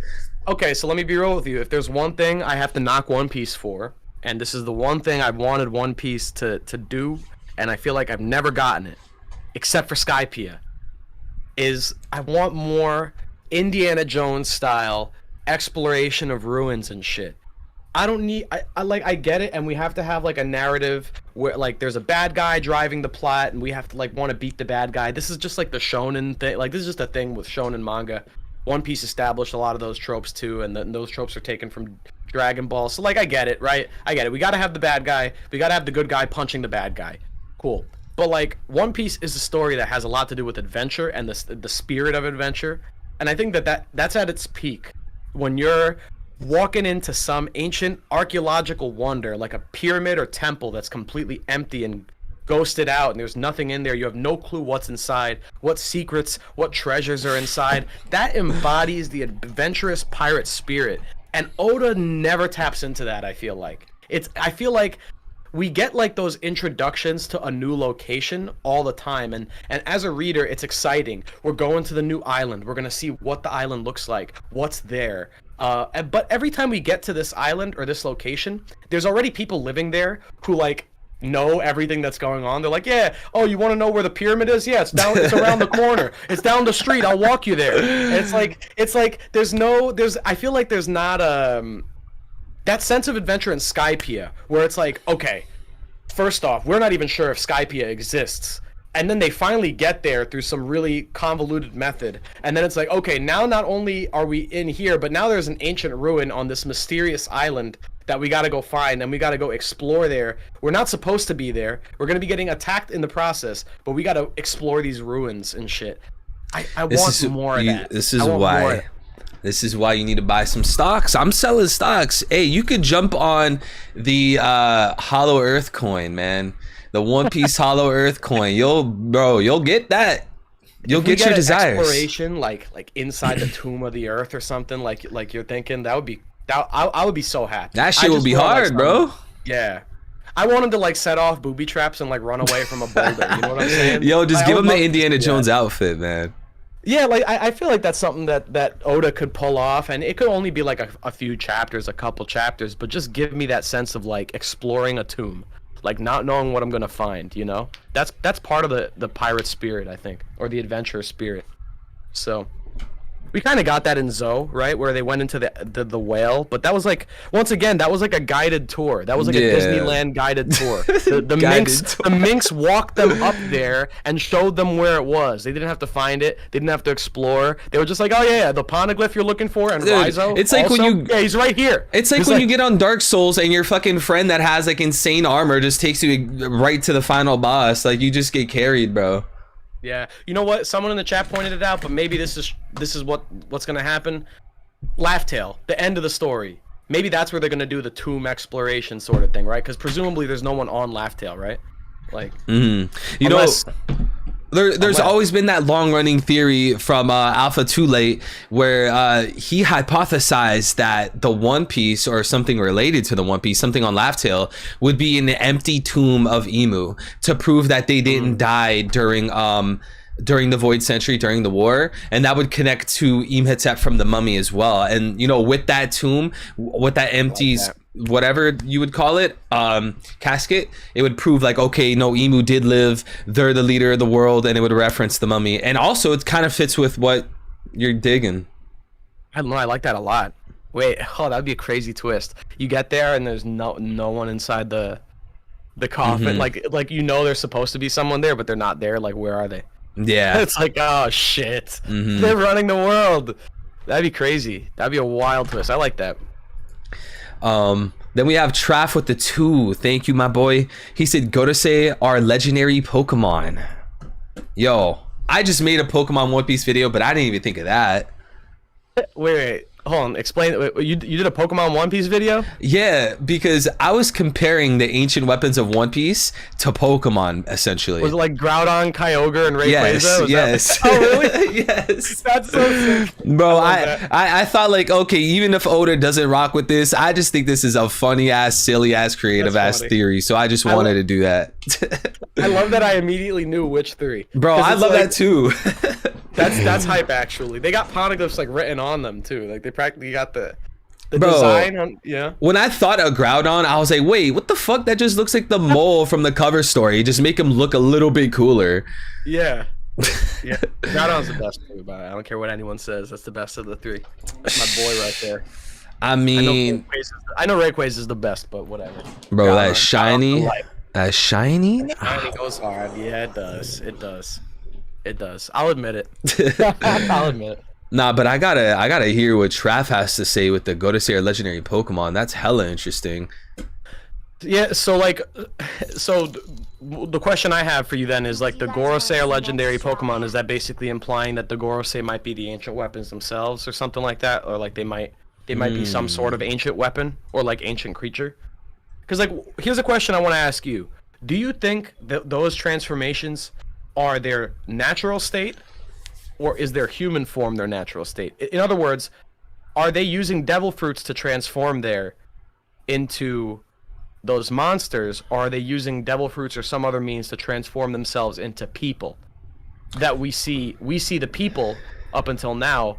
But are the monster forms their transformations, or are the people their transformations? You understand? Like, what do you think it is between those two? So I've been doing a lot of thinking about this exact thing.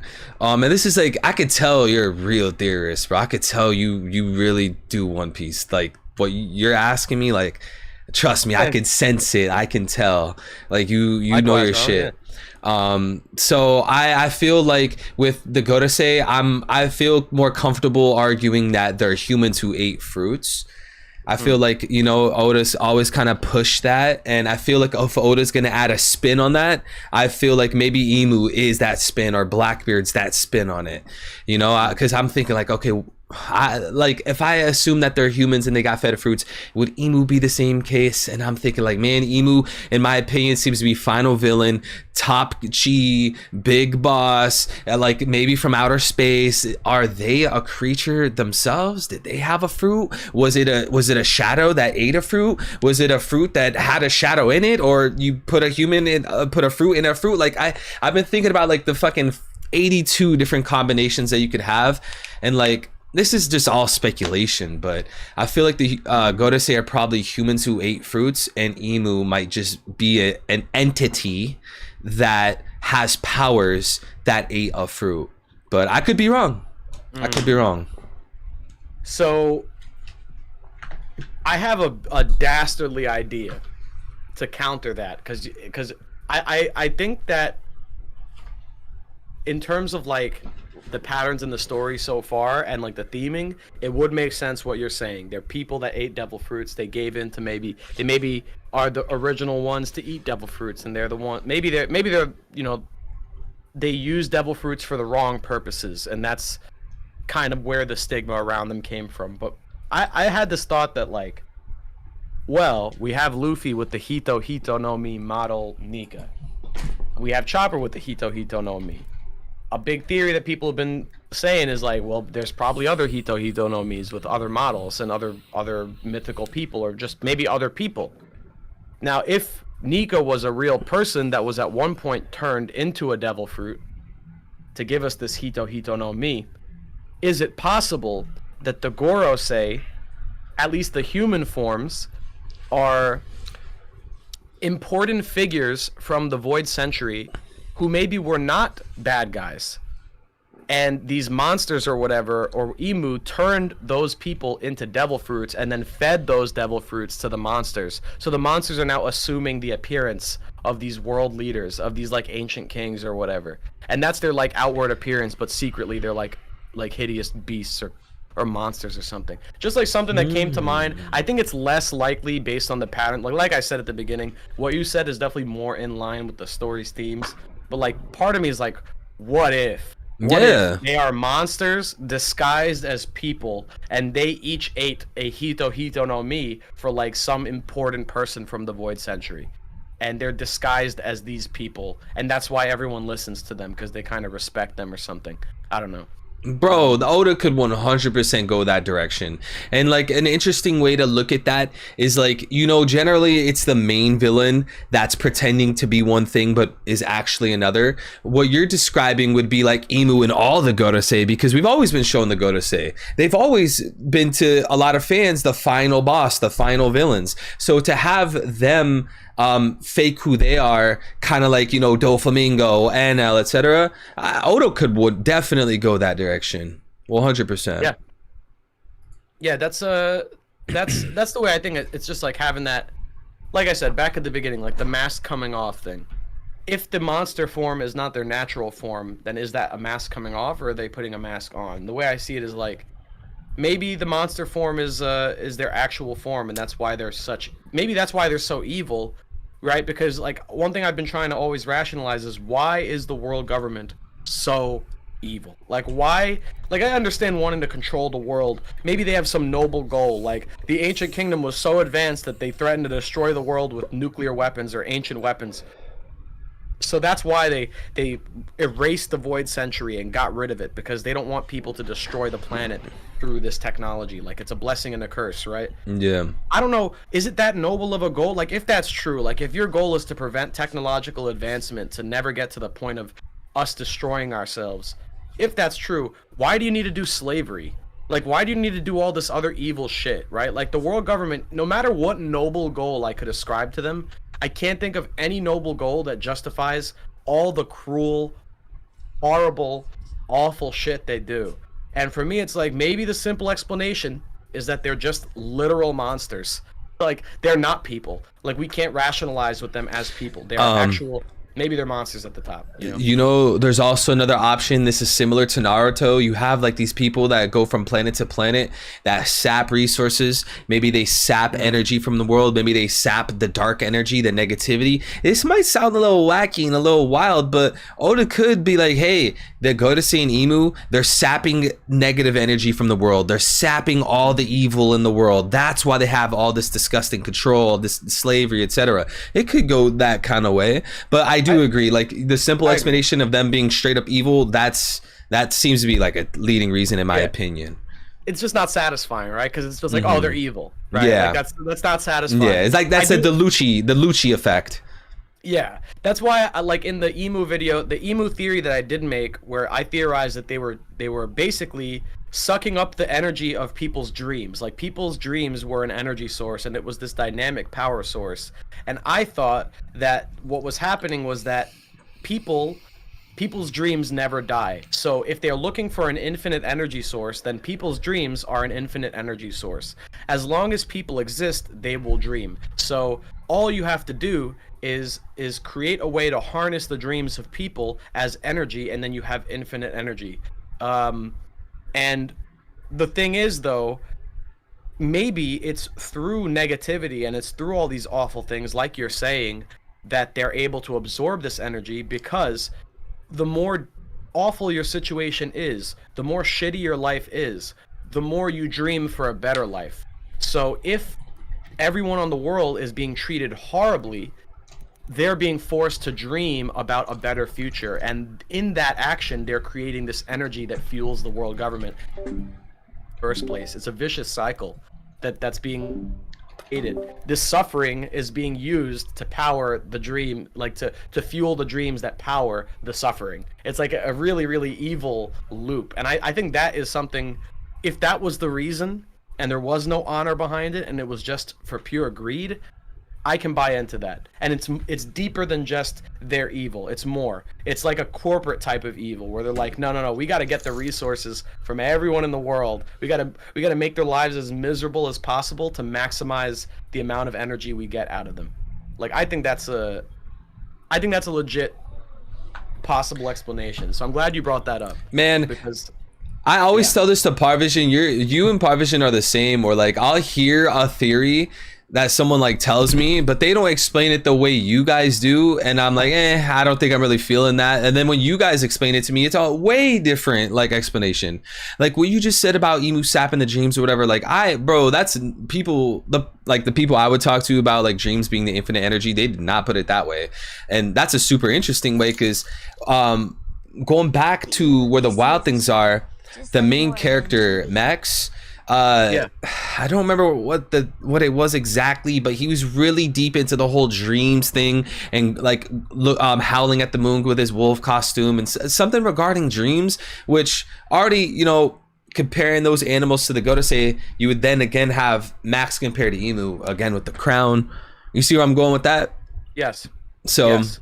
that could work too. So yeah, and you know what? I thought, because this is why I wanted Emu to be an AI, because I was like, maybe that crown is an antenna. Maybe that's like where all the shit's getting stuck. Maybe it's all going to this antenna in the crown, you know? Like that's what I like. That's funny as hell. Yeah. Yeah. But shout out to Marcus with the 5. He said 2 of my favorite One Piece streamers pulling up together. Damn, Nika smiles upon us. Shout out to Marcus, bro, and shout out to Nika. Shout outs, yeah. No, thank you, bro. I appreciate all the love that your chat's giving me. I mean, always you guys have been nice to me too. I've been in the server before, and you guys hop into my, like when you came to collab on my stream. Yeah, your community is great. So thank you guys. Yeah, hell yeah, because I've made lots of mistakes in life and on YouTube, so I try to make sure that I conduct myself better and that I try to make sure that the people around me are douchebags. So I'm glad that they're showing you love. Thank you, bro. No, yeah, I'm the same way, man. You gotta just take any step you can to, you know, spread positivity and be a good force. And I noticed you do that with your community. So I you know, big respect. Appreciate that, bro. And then Traff with the 20 super. Thank you so much, Traff. Thank you, bro. France, Spain, India, Japan, Italy, Egypt is whole thing One Piece like enigma and become more EU vibes and myths. Let me hold on. I'm gonna internalize that. You. France, Spain, India, Japan, Italy, Egypt. Is the whole thing One Piece like an enigma and we've become more EU vibes and myth? Okay, so I'm assuming the question here is, they're basically asking if the One Piece world is being designed, I guess, to parallel our world, because it pulls from all these different influences. And you know, the real world now is like coalescing under the, this is not the egg store. They say the EU, but I think maybe the apt comparison would be the UN, because the Japan, Egypt, and India are not part of the EU. But the UN, yeah, I think like the world government being like you know, compared or at least paralleled with the United Nations in concept, or you know, prior to the United Nations, the League of Nations, like that whole concept. I think that's definitely what Oda's going for. Another thing I think he might be going for with the reverie and the kings gathered around the table might be like a King Arthur, Knights of the Round Table type of thing, and it might be like all of them are gathered around the round table to discuss the matters of the land and shit like that. So I think there's a few inspirations. But yeah, I definitely think that he's pulling from real world stuff. So. All right, and then we have Dr. Clover with the 10. Thank you so much, Dr. Clover. Shout out to Professor Clover. That's my favorite One Piece character. What about you, bro? Yeah. Professor Clover is pretty cool. Dr. Clover is even cooler. Dr. Clover is actually the lesser known brother of Professor Clover. Really? Yeah. Is this actually a thing? His brother is Hiraluke. No, I'm bullshitting, man. Bro, oh my. Yo, you had me. I don't know how I was even buying into that, bro. Nah, but thank you so much, Dr. Clover. I appreciate that, man. And then we have DJ with the 2. Thank you, DJ. Love these collab streams, bro. Anytime me and collab are doing anything together, bro, it's some motherfucking fire. Yes, we've been the last, I think this is our second or third collab between, I mean, you can also count the Reverie, but we cooked at all those, so. Bro, and like people always talk about how I use the Hinduism and the religion and stuff in my theories. Obviously you do too, and I'm just thinking, why haven't me and you like joined forces, bro, like on some Naruto Sasuke shit? Why haven't we done that? We could probably make something insane, yo. We could. We could actually. I would love to make something insane. I'm lacking for ideas lately. I'll be honest. Like I've had like my biggest thing, man, when it comes to like making theories, and this is something I admire about you because you've been recently like cranking out videos, even though they're like shorter than your typical videos. That's something actually I want to do too. I want to like try and do these like shorter topics or shorter theories. But my thing is like if I have an idea, I need to sell myself on it before I can sell anyone else on it. So like for me, it's like I think my biggest hurdle to coming up with theories and coming up with concepts, I have no problem sharing them on stream like I'm doing with you right now, because these are just like loose thoughts. I'm kind of just stringing together like details, more casual setting. When it's in a video, it's like I gotta really be articulate about everything, and people will scrutinize the shit out of an idea. If it's like, if there's a hole in it anywhere, you just get, if there's a single hole in the video, you will get at least 30 comments talking about that 1 second of the video. So like me, I've always been like apprehensive about. He's fucking spitting. I hate when people do that shit. Whenever I have a theory, I have to. People will see 50 comments about something and they'll make sure they're the 51st person to say it. And that's why I don't make a lot of videos, because I don't have a lot of theories I can convince myself on. And I think the real solution to that is having someone else to pick up for me where I'm not able to like push myself to get an idea. Like I think if you have those extra ideas or things that play off of my ideas, I think that would be really helpful in terms of my confidence, and just put in even an idea I might not love, I'll put it out there as long as like I have some support on that. So. Yeah, man, because like, bro, I've been doing a lot of chapter reactions and chapter discussions by myself, and I'm like thinking like that would be cool to have someone every week that I could work with. Like, you know, I think Parvision does that. He has his homie that he does his chapter reactions with, right? Yes, hi. Yeah. So, man, hey, bro, my DMs are open. Hey, man, look, they got a good dynamic there too, because Sai reads the spoilers, and then I don't know, because they always do their streams before mine, so I'm never able to catch them because I don't want to get spoiled in the chapter. But I'm not sure how they do it, but I'm assuming the dynamic works like, hey, what were the spoilers talking about? Like, hey, now that we've read the chapter, let's talk about what the spoilers said. And then you can go, like, because you read those. So, like, if you're going into detail on that, that's something I can't offer, because I don't read them, so I don't know shit about how the spoilers frame things or, like, how they set up things. That'd be cool to talk about. So, I do think that's a good idea. My DMs are open, bro. All right. Well, we got each other at it. My DMs are open. We'll be in touch. Bro. I'll put you in touch with my agent. I'll have my agent reach out to you. Okay. We'll be in touch. Yo, why don't you do that more often out here, bro? We'll talk about some pirates or something. Some shit like that. Nah, bro. I have a fucking cigar in my mouth. I'm like, bro, you gotta play more into that. That sounded so perfect, bro. Yeah. Fits you. Yeah. We got Monkey D James with the 5. Thank you. And he was even clarifying through the super chat. Like, you didn't even have to do that. Thank you so much, man. He said, I don't know how to pronounce that word, but it's like Deus was conceived as a divine personification of the bright sky of the day and the seat of the gods. That word, will of D theory. Are you aware of that? Yeah, so that's what people were bringing up to me in my last stream of like the Deus thing, and I was like looking into it very briefly. I thought it was interesting. I just thought I think it's cool that like the proto god, like the god that was like the prototype for like most other cultures, was like one centered around the sky and daylight and the sun.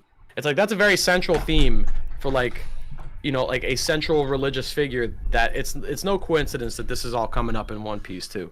I think Oda knows what he's doing with that. So, all Theory right. Central. I like that name, Ronnie. Theory Central. Theory Central. Theory City.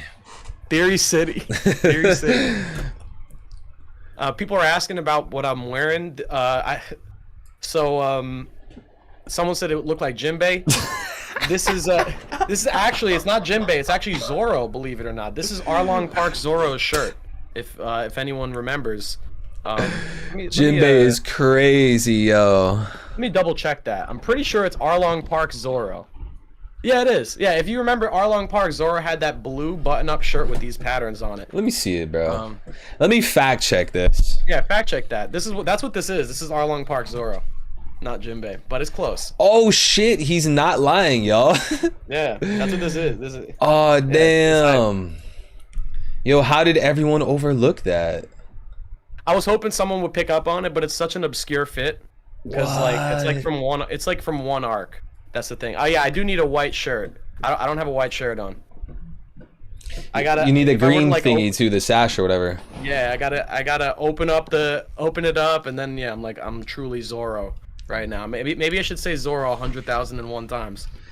Don't do that to yourself. Don't even think about that. Bro, I was popping in throughout that entire day, and I was like, every time I was like, before I jumped in the stream, I was like, okay, how far has he gotten since the last time I was here? And then I would jump in and I'd see like you were only like 5,000 ahead, and I was like, this is pain. I feel so bad. I was like, bro, that must have been brutal. That must have been really brutal. By the end, oh man. It was insane, bro. Too. She was hearing around the apartment all day. She just heard Zoro, Zoro, Zoro, Zoro, Zoro, Zoro, Zoro, Zoro, and then she's like in the living room. And from the other room, she legit came to the office I was in. I had my phone up with you just going Zoro, Zoro, Zoro in the background, and she comes in. She's like, "Yo, can you turn that off?" I was like, "What do you mean? I'm supporting my boy." And she's like, "Yeah, but it's like I'm just hearing. I heard Zoro for the past hour. Like, can you relax?" And I was like, "Look, I don't know what to tell you. I gotta show up." Like, yo, that's crazy, bro. Yeah. Nah, that is shit, bro. Like, a lot of people thought like my hand was gonna hurt from like hitting the space bar, or my throat was gonna hurt. Nothing actually hurt. Like, it was just extremely annoying to do. And mentally, yeah. like so physically on my body, nothing was not even my throat. It was completely normal. But like when I finished it and I ended the stream, I was like walking around and my head started spinning, bro. And like I felt like I was about to puke, and I couldn't like think of anything. Like, it was just all like mush. And like when I laid in bed and like I would like pay attention to the silence, I would hear my own voice of the same fucking word 100,000 times that day. The like Tetris effect. You know about the Tetris effect? You heard about that before? Tetris effect? If you play Tetris so much, like there's people that played so much Tetris, they reported seeing like Tetris blocks in everything. Yeah. Like they just couldn't go through their life, like daily life, without seeing Tetris everywhere. Bro, it was literally the Tetris effect, but it was Zoro, so the Zoro effect. Yeah, I bet you like hearing Phantom Zoros like for the next week. Like, man, it's like a dog like hearing a sound like a stick. Like, what? Zoro? My brain was legit mush for a few days. Like, I wasn't thinking straight. It was just like, yeah. It was funny though. It was great, bro. It was worth it. Yeah, the result was worth. I think that was funny. I had to prove it, bro, because I'm not gonna drag this on that much longer, but like I got infatuated with the idea, and I was like, bro, that's something you would never be able to pull off. Like, you could physically pull it off. Like, it's not like, oh, buying a yacht right now. Like, you could do it, but like you could never do it. And then I was like, no, I can. Like, I had like an internal battle, and then I fucking did it. It's funny because I saw so many people asking, why is he doing this? And I was like, world record too. My reflexive response was like, it was because it's funny. It's a record. Like, it's like a ridiculous thing. It's like, yeah. What reason do we need? Like, say Zoro 100,000 times. Like, that's just like ridiculous. Exactly, like, bro. You know, through sheer will, bro. Yeah. We have Tainted Marth with another super chat. Thank you so much, bro. He said, cooking is unreal. You got to stop, or I tell my boss I am sick to drive home and dive into theorizing. Goats at work. Thanks for the stream. Like D stream.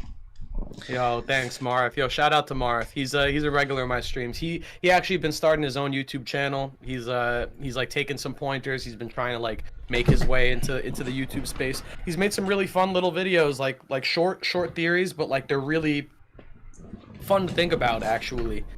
So if you're interested in that, guys, check him out, because yeah, Marth is really cool. So yeah, and if you ever need advice, bro, please hit me up, because I remember going through the YouTube and Twitch stuff with no advice. So and it sucks. So if you need advice, bro, DM me.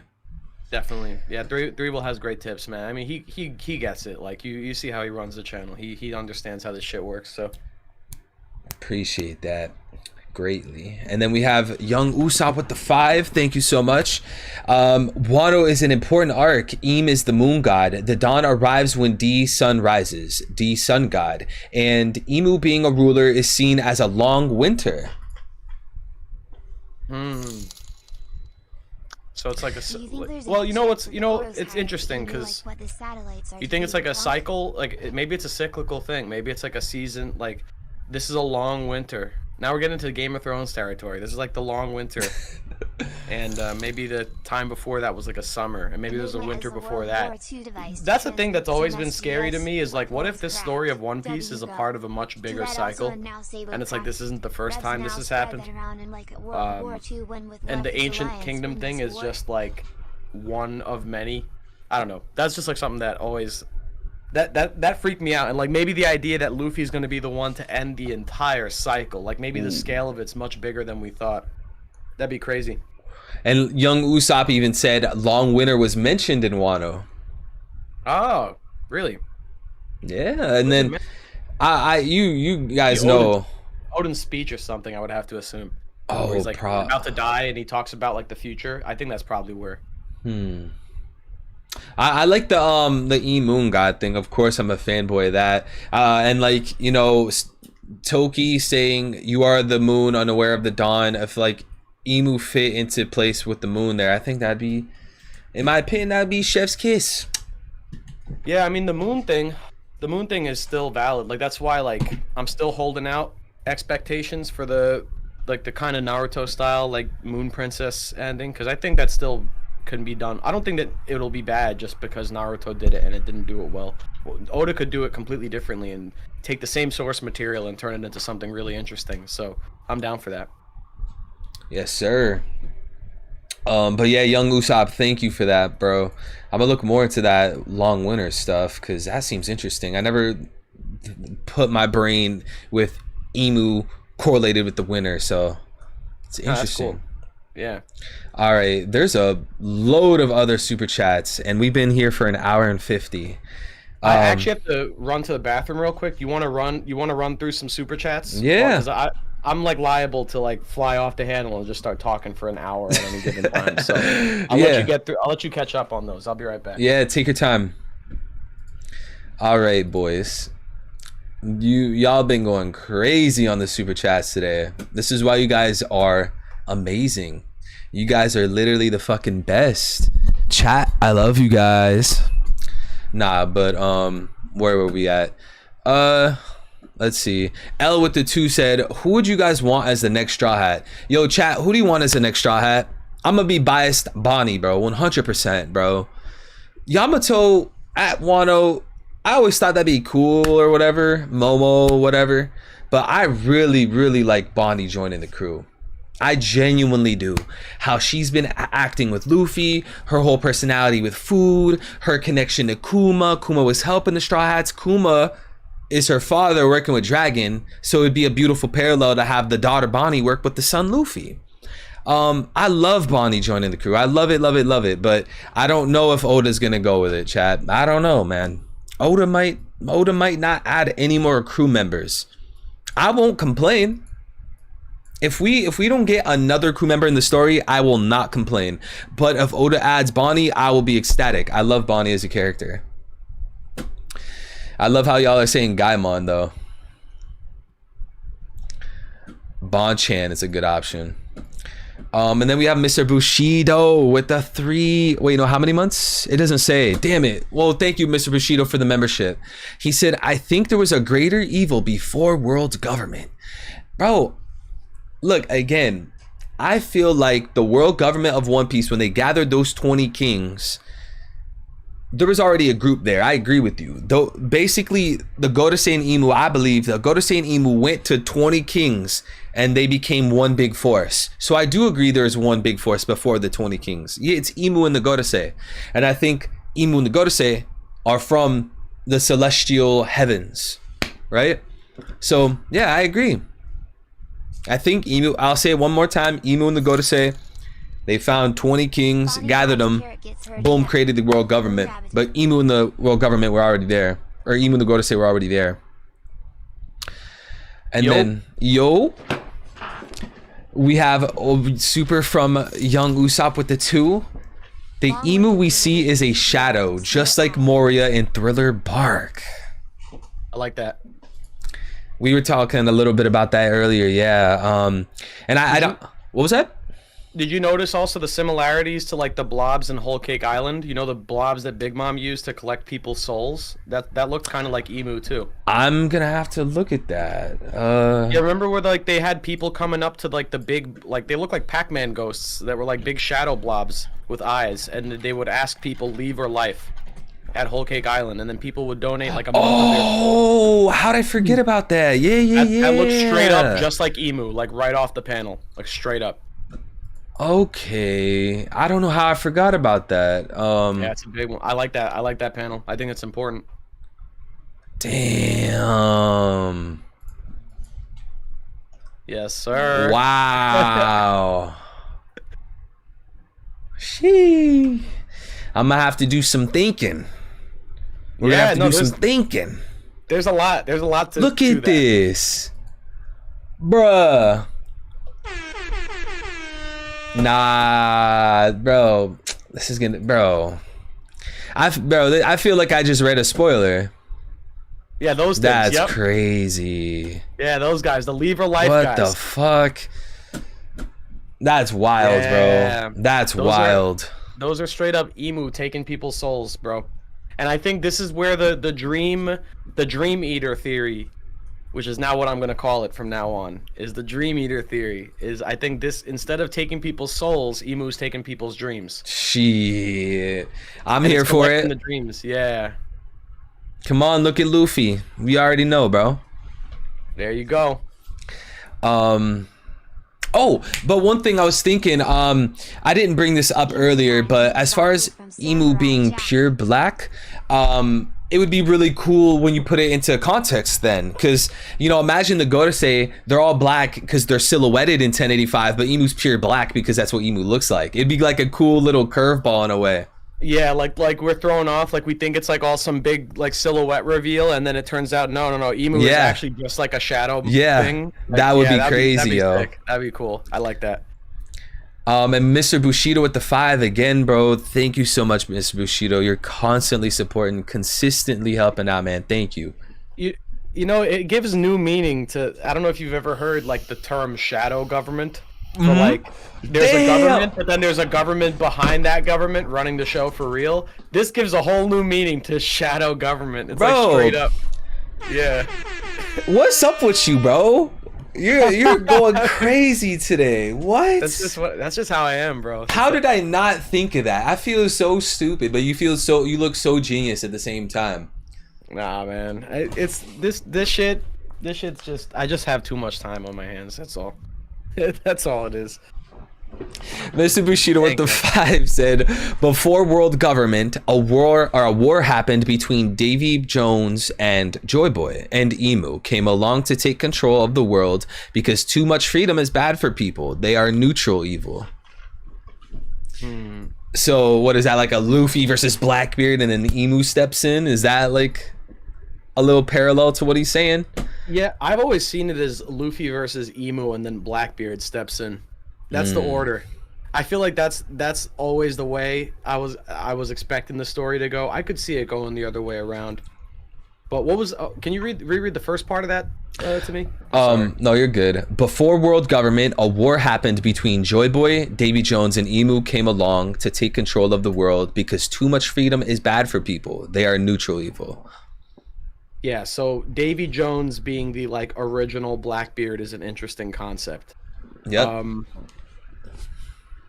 I want Davy Jones to be relevant in the story in some greater way than the Davy Back fight. As far as I can tell, though, Blackbeard and Zebek's motivations align with the same motivations of Emu. Whoever Emu is, whatever their intentions were, whatever their goals are, I think are the same intentions, the same desires, and the same goals that Zebek had, and the same one that Blackbeard has. Because Zebek wanted to be king of the world. Blackbeard clearly knows a lot more than he's supposed to. It's pretty heavily implied that he wants to be king of the world too. He wants to start his own Blackbeard kingdom, blah, blah, blah. The way I see it is they are the other side of the coin. Check my Shadow Gov theory on Where... Discord. Okay, this is really deep shit. I'm sorry, but like anyone out there who knows about, like, I don't know a lot about this, but like Hegelian dialectics, I'm pretty sure it's what it's called. Like Hegel introduced this concept in philosophy of like, you have something that includes its negation. Like you have a concept that this concept includes the thing that negates it. So for example, if you want a world of true freedom, well, that world of true freedom also includes the freedom to control other people, which negates freedom, right? Because if you're free to do whatever you want, then that means you're also free to control people, which means that they're not free. So overarching systems can include their negation in the system. So freedom can include non-freedom. Freedom can include the freedom to control.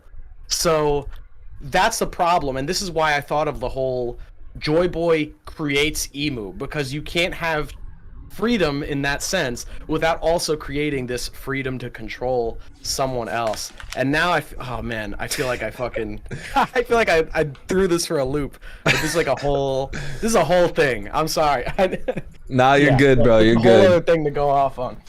But yeah. Yeah, I don't even know where I fucking stopped. This one. You brought up some hieroglyphic dialect thing. I don't even know. No, before that. I was trying to figure out where I was coming from. Never mind. I'll get back to if I remember. I'll get back to it later. We'll get back to it. Mr. Bushido again with another super chat. Thank you, man. He said, believe Nika was an ancient being from a primordial race called the Dawn people, the precursors of fishmen and minks. When they transform, they look like Gear 5. I mean, minks, yeah, they look like Gear 5. They might have some connection to Gear 5. I'm not sure to what extent. You know, the same thing with the pills? So I like that idea because this ties into the Tamate Bako box, where like you eat the pills, you turn white, you get the white hair. This is like coming from Randy talked about this idea. You get the white hair when you eat those pills, and then you have the minks who also look at the moon and they turn white and get the white hair, and then you have Nika who has the white hair and all that. So is there a connection? Nika's connection to the moon, is it all related? I think so. I think that if there is a connection to the minks that really goes deep, and what I would like to see is, and this goes back to the Sun Wukong thing you were asking about before, is I want it to be a monkey mink. That, like, I want the original Nika or Joy Boy or whoever to have been a mink, like a monkey mink. And that's how I love that. I can't explain is like the natural rubber powers, like where does his rubber powers come from? That's the only thing. I love that I can't say. I love him being a monkey because you think back to the Great Belfry, the Golden Belfry, the Bell of Shandora.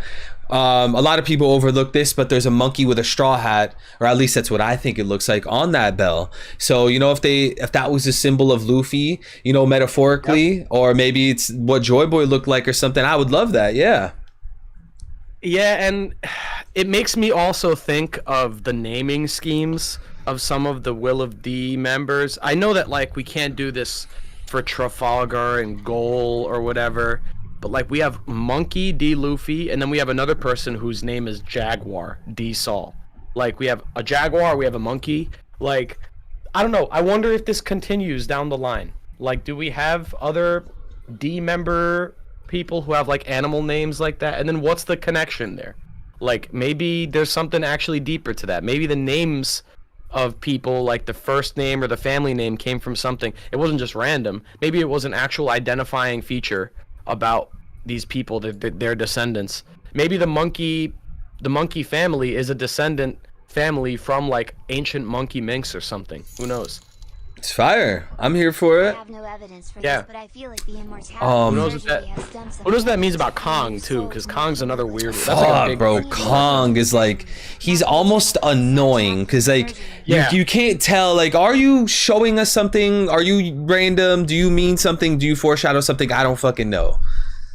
I wish he didn't exist, I'll be honest. I mean, look. I know that Oda maybe has a plan for him and like he'll be relevant later, but like as it is right now in the story, Kong existing complicates things because the hierarchy of the world government it's like the easiest way to describe it is you got the Marines, you got the admirals or you got the vice admirals who are like the highest rank that don't answer to the celestial dragons, and then you got the admirals and above. The admirals are like the big force, and then they're all led by a fleet admiral, a single guy at the top.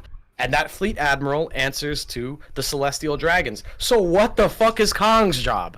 What is this guy here for? Dude. That's like what I'm trying to figure out. Like, what is his job? Because he ranks above the fleet admiral. So why even have the fleet admiral if you're just gonna have Kong give them orders or whatever? He's like the chief of staff or whatever. He's like I don't know, like what is his purpose? When we first saw Kong, I'm like, okay, but why? And then I was like, okay, well, what's his position? And I saw his position. I'm like, bro, this is kind of bogus. Like, Oda, like you're like making up like bullshit. Like, Commander in Chief, man, get the fuck out of here, bro. Yeah, it's like, what's your, like, why are you here, bro? Like you're just making it more difficult for me to theorize. I feel like Oda Oda was probably gonna do something. He's like, fuck it, I don't want to. And now you have Kong. Yeah. You know, that's why I pray to Lord and Savior that Oda did not change the ending of One Piece, because I feel like there's gonna, if that's the case, then there's gonna be a lot of things in One Piece that we look at and we're gonna be like, okay, well, what was the point of that then? What was the point of this? What was the point of that?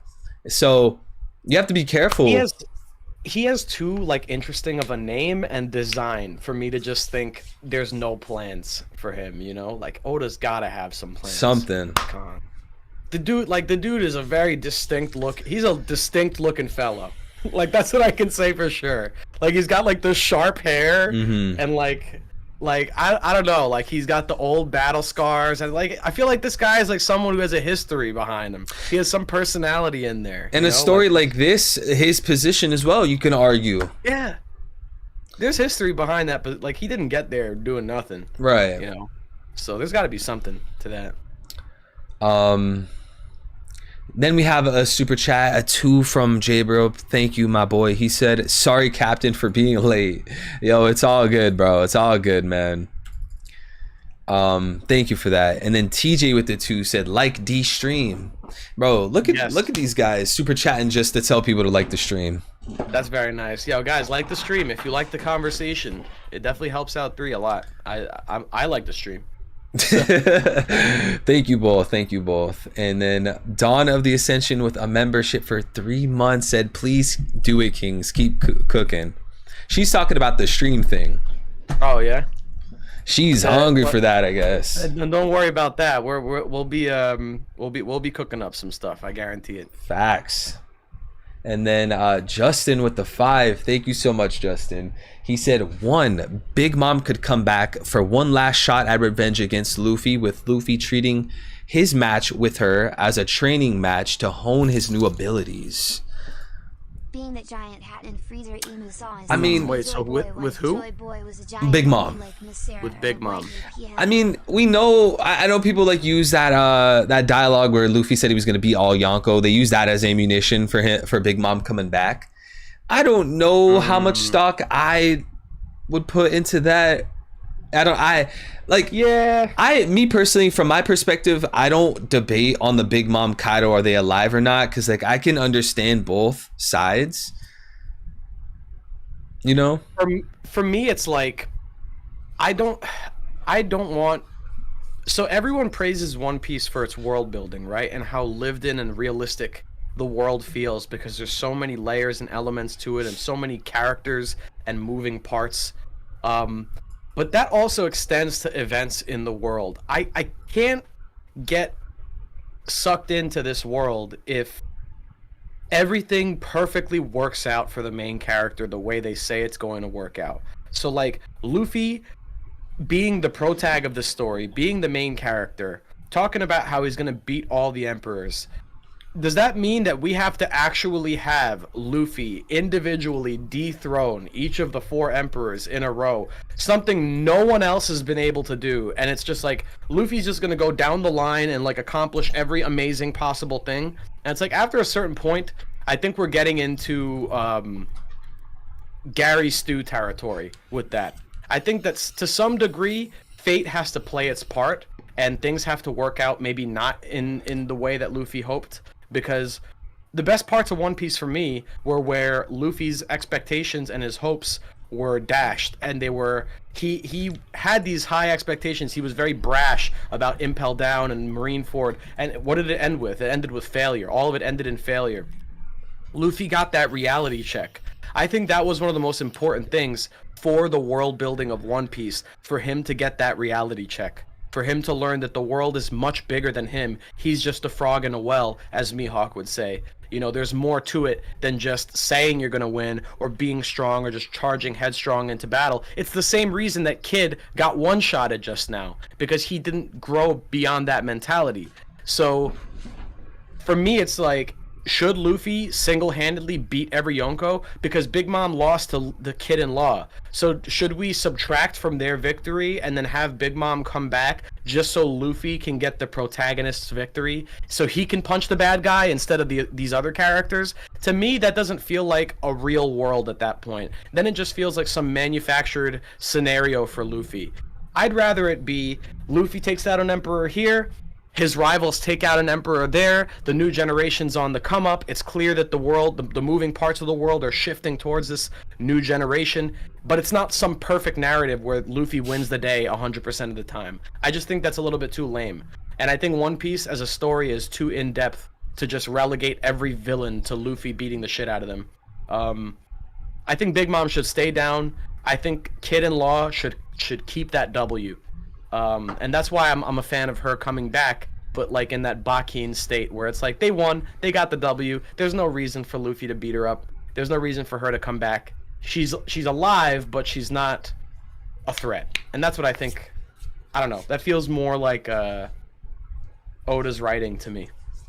Yeah, you know, a lot of people might consider what was said as forced foreshadowing, you know, even though Luffy said he was going to beat all 4 emperors, you know, to say like it's going to happen because he said it, and like, you know, if it happens, oh, it was already foreshadowed, he already said it, like, and if I feel like pushing that really hard is again like forced foreshadowing, kind of like when people like force 2 things to be similar when they're not, for like forced parallels.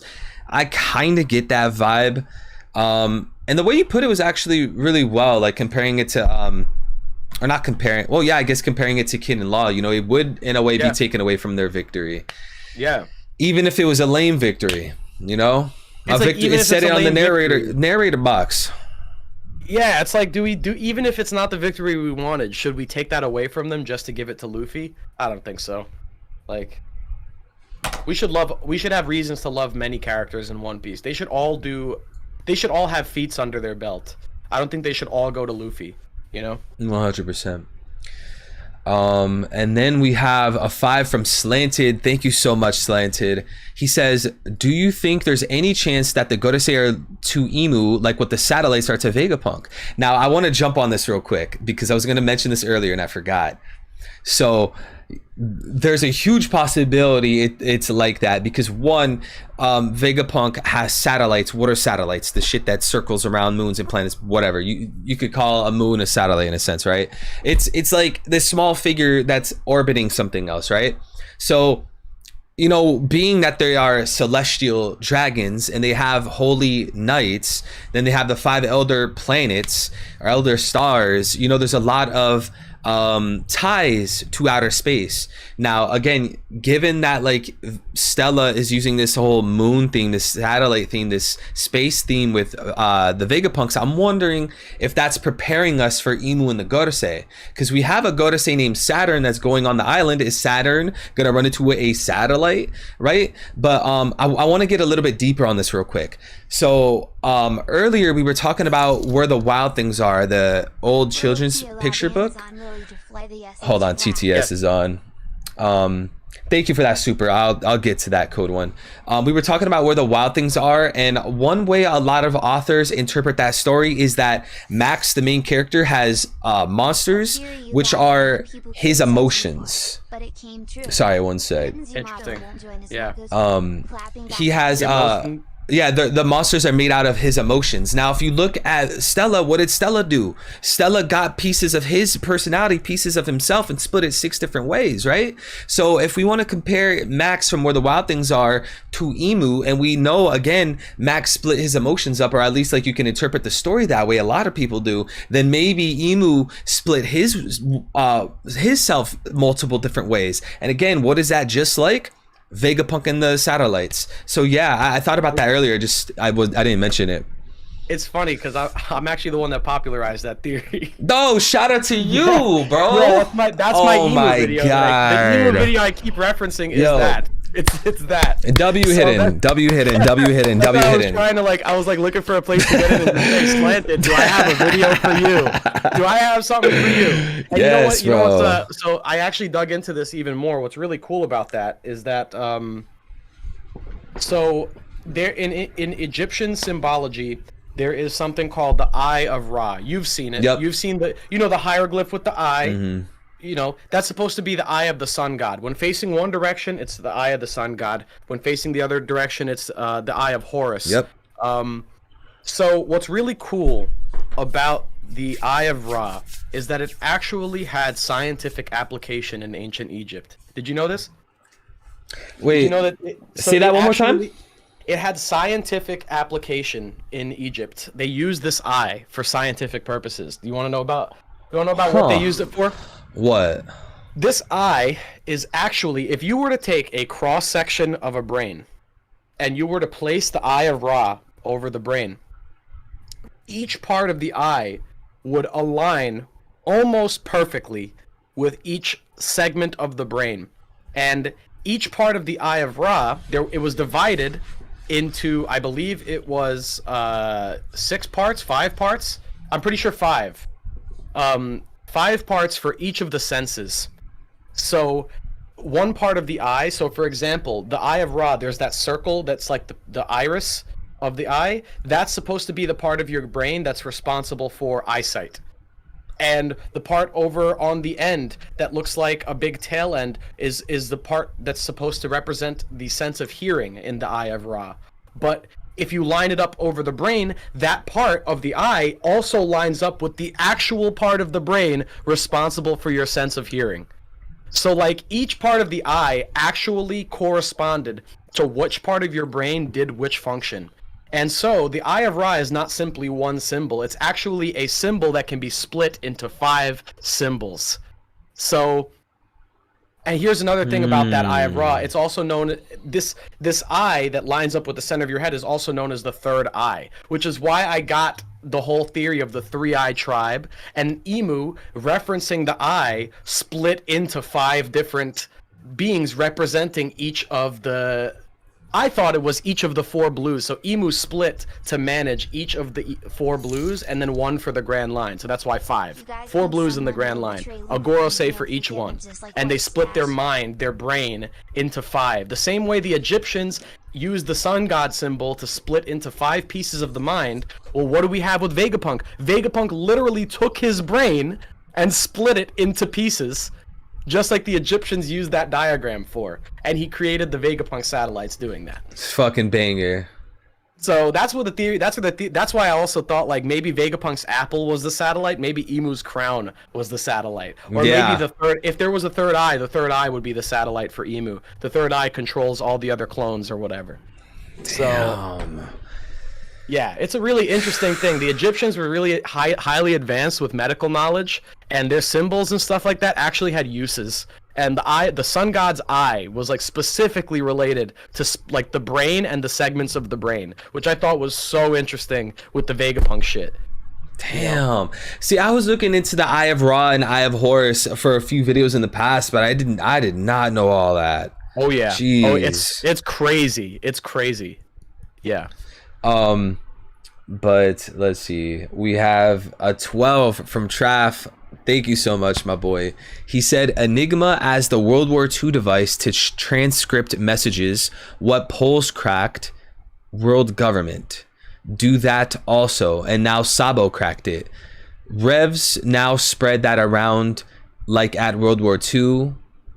When with Luffy's alliance with this war. They really got to fit. They got to hit that character limit. They got to fit everything in the character limit there. Yeah. I see. I understand.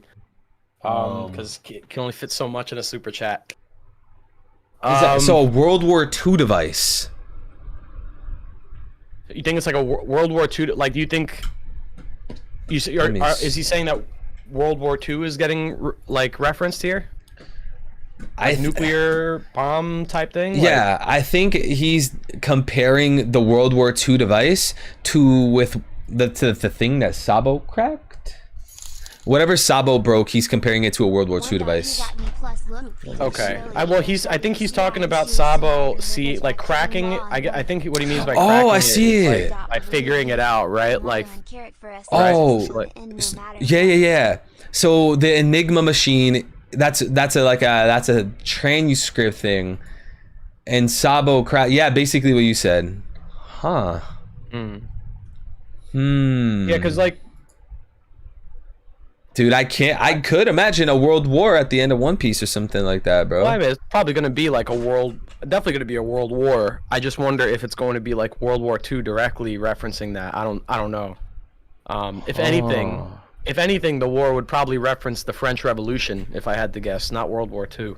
Because the French Revolution was against Louis the 16th, and we have all the 16 references with Emu, the 1/6 Emu. Oh, that reminds me. This is a personal question. This wasn't a super chat, but I needed to ask you about this today. So if you take Emu plus the Gorosei plus the Holy Knights, it's 15 people. Do you think Oda's going to throw in someone that works alongside the Holy Knights of Gorosei Emu to have 16 individuals? You know, being that Emu, you already know the countless ways Emu connects to 16. Yeah, so... Or do you think that's kind of pushing that? This is the thing. When it comes to number symbolism, I always get hesitant because it's very easy to make the numbers work if you want them to work. If you want to find someone to be that 16th, you'll find someone to be that 16th. You know what I mean? And then if we look elsewhere in the story for number patterns, well, Emu was implied to be one of the 20 kings. So, like, if anything, the connections to that 20 there in terms of like a group of people. With the current situation with the God Knights, it's like we saw 9 silhouettes. We have the 5 Gorosei, 14, Emu, 15. Could there be another person? There's a bunch of things you could say that maybe that we didn't see all the God Knights. Maybe that those silhouettes weren't reflective of their total number, and you could say maybe there's one. Like, I just feel like with the numbers thing, and that's why I've never been like a huge fan of, like, you know how like Uteron does like a lot of the number connections for chapter titles and stuff. Yeah. That's another thing I've always been like a little hesitant about, because it's like numbers are like, it's pretty easy to make the numbers work if you want them to work. Yeah. Because especially with like reading into like number symbolism, because you can, especially in Japanese, you can interpret numbers a bunch of different ways. So you could get like 15 different messages out of one number, and it's like, well, you know, if you get one of them right, then you know you can make 100 guesses. One of them is bound to be somewhat correct. Mm-hmm. So that's the thing with like the Emu 16 thing. It's tough, man. I like the idea. It's just like, who would the 16th person be? I could say Shanks. Like, if you want to do the Shanks Gorosei conversation thing, like, we could go there. Oh man, I don't know. We could say. I'm not the biggest fan of twin Shanks. I don't like the twin. I don't like the idea that there's an identical Shanks. I like the idea that Shanks might have ulterior motives, or might be coerced into doing something that is against Luffy's interests. I think that's cool. I don't like the idea of like a literal twin. I've heard people say like a literal Shanks without the scar. Nah, like, I'm not feeling that. I don't like that. But yeah, Trav, thank you. The Stussy clone thing opens up like a whole new door of theories, because now anyone can just look like anyone. Oda, you opened a can of worms with that, my boy. That's a Pandora's box for theories. Not only that, but he made it even worse by saying the first successful clone. Great job, Oda. Because now there's probably, you could argue there's an infinite number of failed clones then. You know, that's interesting. I see Nova official saying 16 is the number of chess pieces. Is that true? Are there 16 pieces on each side? I'm gonna Google it right now. If that's true, that's cool, because didn't Sabo use an attack this last chapter that was a reference to a move in chess? Yep, they're right. And yes, it was.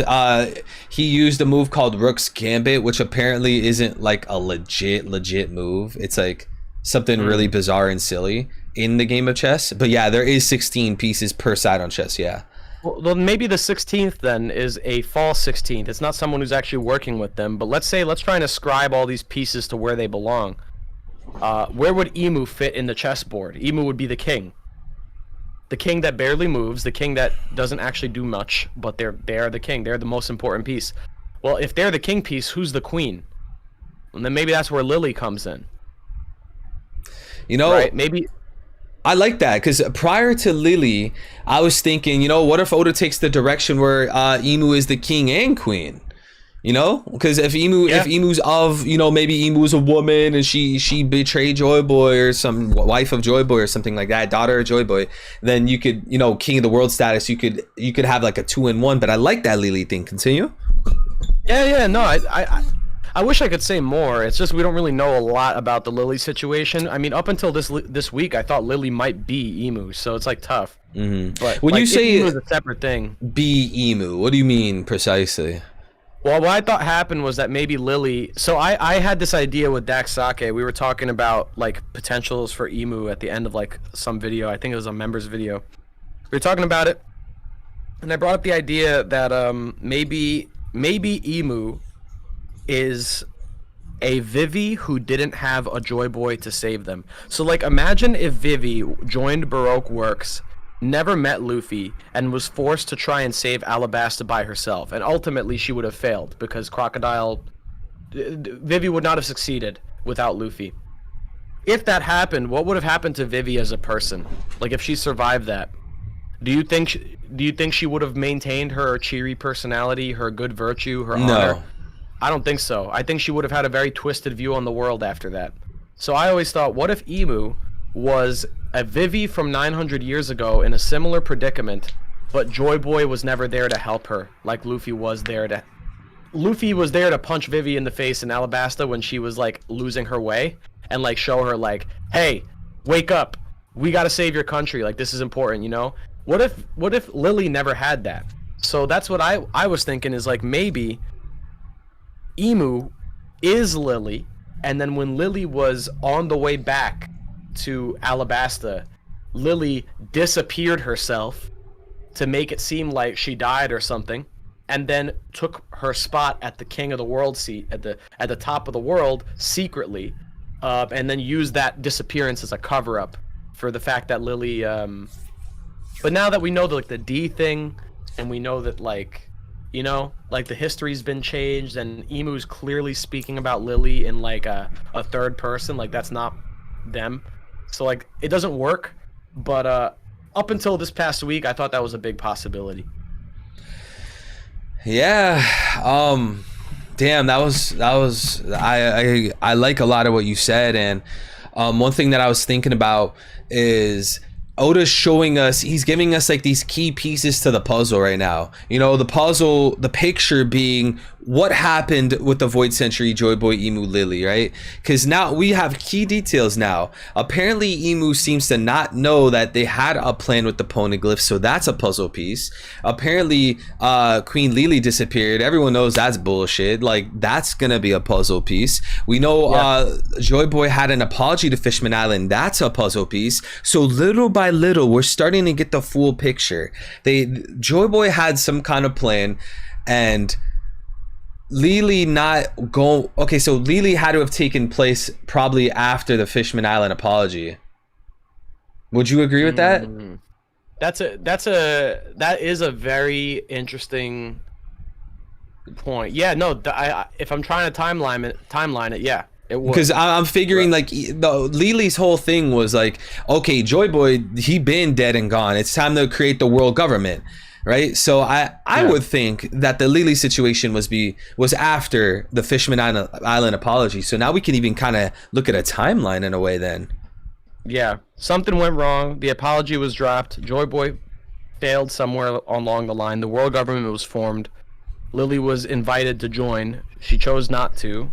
And then on the way back home disappeared. That's the timeline as far as I can tell. So what happened after that is the question. Why was she disappeared? Why did the Nefertari family... Well, now I can guess why the Nefertari family willingly removed the D from their scriptures, because they didn't want the name D to be carried down, because if it was, I'm pretty sure the world government would have wiped out Alabasta a long time ago. They had to keep that hidden from the world, so that, you know, maybe that was the stipulation. Like, hey, Alabasta, you don't have to join us up here in Marijois, but you guys are D members, and you have to renounce the name of D if you want to continue living on the surface. Like, if you don't want to come up here with us, then that means you got to stay there. And if you're going to stay there and you're going to be with the rabble, then you got to remove that D from your name. And now that's making me scared. Now a thought just hit me that is now freaking me out. Fuck, man. What if all the Celestial Dragons are Ds, bro? That's insane. What if all of them were D members who went up to Marijois? That's fucking crazy. And the Nefertari, what if the Nefertari having a D and then removing it later is an indicator that all the 20 royal families had D in their name before they went to Marijois? And that's why the Nefertari didn't go, because they had to drop the D initial. Yeah. Damn. That's crazy to think about. Saint Charlos is a D. Yeah, but that would be a wild twist. Is like the villains of the whole story that we've been fighting are the D clan. Like, imagine if the main villains are the clan. They hate their own people, right? Because you see in Fishman Island, the racism's like Hody hated humans, and then, you know, with the Celestial Dragons, they hated Fishman. We see that racism against people that's not of your kind. It would be pretty wild if Emu and the Celestial Dragons were racist to their own kind. Like, you could have a twist where like Emu and the Godase, they're like, yo, we're the best people of this race. Fuck the rest of y'all. We're the kings of this race. It could be some nasty, twisted shit like that. So here's why I think it could. Here's how I think it could work, where they're not just like racist to themselves. I think the D thing. So, like, you know how in this chapter they offered the D name to Sabo? I think if the D name is something like that, where you can just kind of give it and take it away, it might have been that whoever ran the world before the world government gave the D name to like humans, or like the royalty of all these human kingdoms. Let's say it was the Lunarians who ran the show. They brought this technology to the world. All these kingdoms had the name D. Why are the D the enemy of the gods? They're the people that overthrew the previous government. And then once they did so, what was the original goal? What is York's goal? To become a celestial dragon. If their goal was to overthrow the gods, then they wanted to become the gods. So the D would have been a name that is a reminder of their humanity. But they don't want to be human. They want to be bigger. They want to be greater than human. They look at humans as slaves, as beneath them, as worthless. So for them, maybe the D being an enemy of the god is literally a sign of humanity, and the D is like something that they got rid of because they became gods. They don't want to be human anymore, so they don't want the D name. So now they see the D as a reminder of how they founded in the first place, how they started, which was overthrowing the previous government. The people of D will always be the ones to stand up against the gods. So that's why it's their enemy, because they know what happens when the D members stand up, because they did it. So they're afraid of that happening to them now. They don't want history to repeat itself on them. Yeah. So that's why that's why to know your enemy is also to know yourself. And to I think to some degree, you know, there's a real possibility that the Celestial Dragons are D descendants that removed that letter from their name. And then, you know, the question that everyone's had is like, is Marshall D. Teach a true D? Because he doesn't seem to be like the other D members. Well, it's like, well, maybe Luffy is the exception. Maybe Luffy and Roger and all these other guys are the exception to how the people of D behave. Maybe Teach being a D is indicative of villains also being D members. And maybe all the bad guys of the world are just like Teach. Maybe they're all D members too, but bad Ds, like bad D members. Maybe that's what Zebek was. And maybe Teach and Zebek are doing what they're doing because they learned about the lineage behind their name. And they're like, oh, I'm a D? Well, the D are the true royalty. And the people at the top right now, they're D's too, and they're pushing us down. They're trying to keep us down, but I know I belong there. I belong at the top with them or above them. And that's why Blackbeard and Zebek, knowing the true history of D, are deciding to do what they want to do. And that's why Luffy's statement, when Rayleigh asks him, he's like, what do you want to be the king of? Luffy's like, I don't want to rule over anybody. The king of the pirates is just the freest man on the sea. That's an amazing thing. Maybe that's where the twist is. It's that Luffy's the exception. Yo, so I fucking love that, by the way. I just have to mention this before I forget. Someone in chat named Dead Soon said maybe Teach gave himself a D. Now, I always thought, like, okay, if there was a fake D in One Piece, how would they be a fake D? Well, look at what Sabo did. Sabo just gave someone a D for no reason. So I'm thinking, like, yo, what if, like, kind of what you're saying, someone was so inspired of the D clan above, so inspired of these people that have so much power, they're up at the Holy Land. Even though they're kind of denying the other Ds, there's still Ds up there. So this person knowing about that's like, yo, fuck that, I'm a D. Matter of fact, let me go up there. I want to go get some power. That could, so by 1085 again, Sabo given a D, maybe someone gave themselves the initial, bro.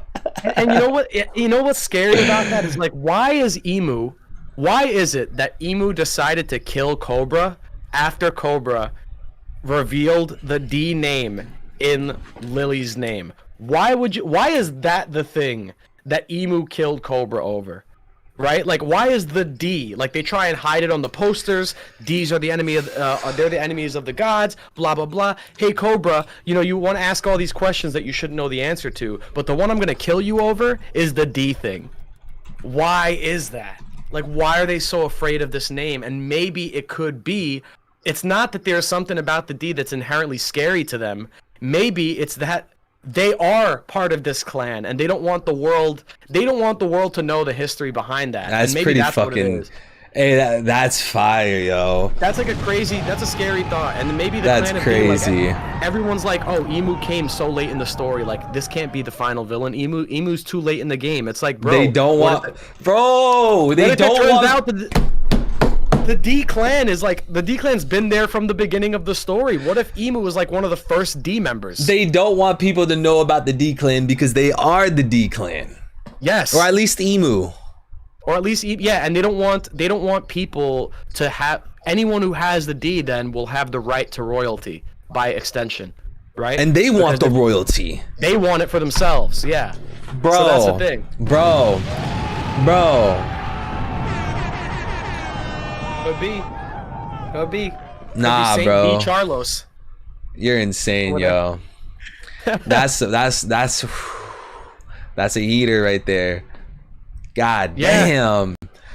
That's a really, really fun way of looking at it. Fuck, now I don't know what to believe. I don't know what to believe. Yeah, that's the thing. Like, that's gonna be with me now for a little bit, because it's like, yo, if the Nefertaris had a D and we didn't know this whole time, and they were one of the 20 families, were they the only of the 20 families that had a D in their name? Like what's the deal with that? Could it be that all of them had it? Like, that's a scary thought. Man. The Don Quixote family could have had a D. It could, you know. Shit. Yeah, and just because we see, and just to kind of clarify for some people that might be confused or have counter arguments for this kind of thing, I can kind of anticipate it. But, you know, just because Lily, you know, was passed on the D or had the D, that doesn't necessarily mean that she created it, because they didn't explicitly said that she created it, right? That she created what? The D? The D, yeah. No. Yeah. It just, all that we know about Lily is that she somehow she was involved in the spreading of the poneglyphs, and that she had the name D, and that name was wiped from the records after that. Exactly. Exactly. So we don't even know, like, for all we know, Emu could be her mother. Like, there's no way to disprove that, right? Because we didn't have anything that said she didn't say she wasn't or something. So, like, we don't know how Lily got the D initial. Just so, you know, just to clarify. So, for all we know, Emu could be a D. And you know, I saw a super chat come in with the counter to this, I think. And I know that you'll get to the super chat. I just want to answer this while the thought's on my mind, because it's interesting. Abraham donated 44 of that currency. I'm not sure what that is. I'm sorry. But he said, bro, Garp didn't hide the D initial, but the world government allowed it. Well, what was Garp involved in, and with who was he involved in with it, that may have inspired them to let Garp keep the D? Well, God Valley, because if we're talking about the D name of the D overthrowing the gods, and Roxy Zebek might have known the true history about the D, well, that means that Garp, by being there, must have learned that history too. Garp knows something about the D clan by virtue of God Valley, and maybe the reason they trust him and that they let him keep the D name is because he fought against the guy who was trying to take advantage of his name. Like, maybe Rox was like, I'm a D, I deserve to be at the top. And then Garp fought against him, so that the world government was just like, okay, we'll give you a pass, maybe. Maybe it's like, well, we know that you're not going to use the name for its wrong purposes. We know you're not an enemy of the god or whatever, because you fought for the gods. You defended the celestial dragons. So I think it's more of like a saving face thing, because they wanted to create a hero for the villain that was Zebek. They needed a hero of the Marines in that moment. They can't just kill Garp for being a D. So I think that's what that is. I think that's more of like I think if it weren't for God Valley, the world government would have gotten rid of Garp by now. But he knows something, and he was part of something there that day that has gained him a very elite protected status. They can't touch him. Yeah, I mean, I totally agree. You know, it was always portrayed that way. Garp can do this because he was a hero. Garp can do that because he's a hero. Garp can fucking, like, yeah, I'm 100% agree. Yeah. He's always been portrayed that way. You don't take down your heroes. Like, you don't take down the public's heroes. That makes them angry, you know? Yep. And we have Mr. Bushido with the 2. Thank you, man. He said, Bonnie dies, Carrot gets her devil fruit. Moon Rabbit. Are you on board with Carrot joining the crew, Hidden? No. I think, I mean, she got her... A lot of people forget this when this conversation comes up, because I still see the Carrot theories even to this day. And it's like...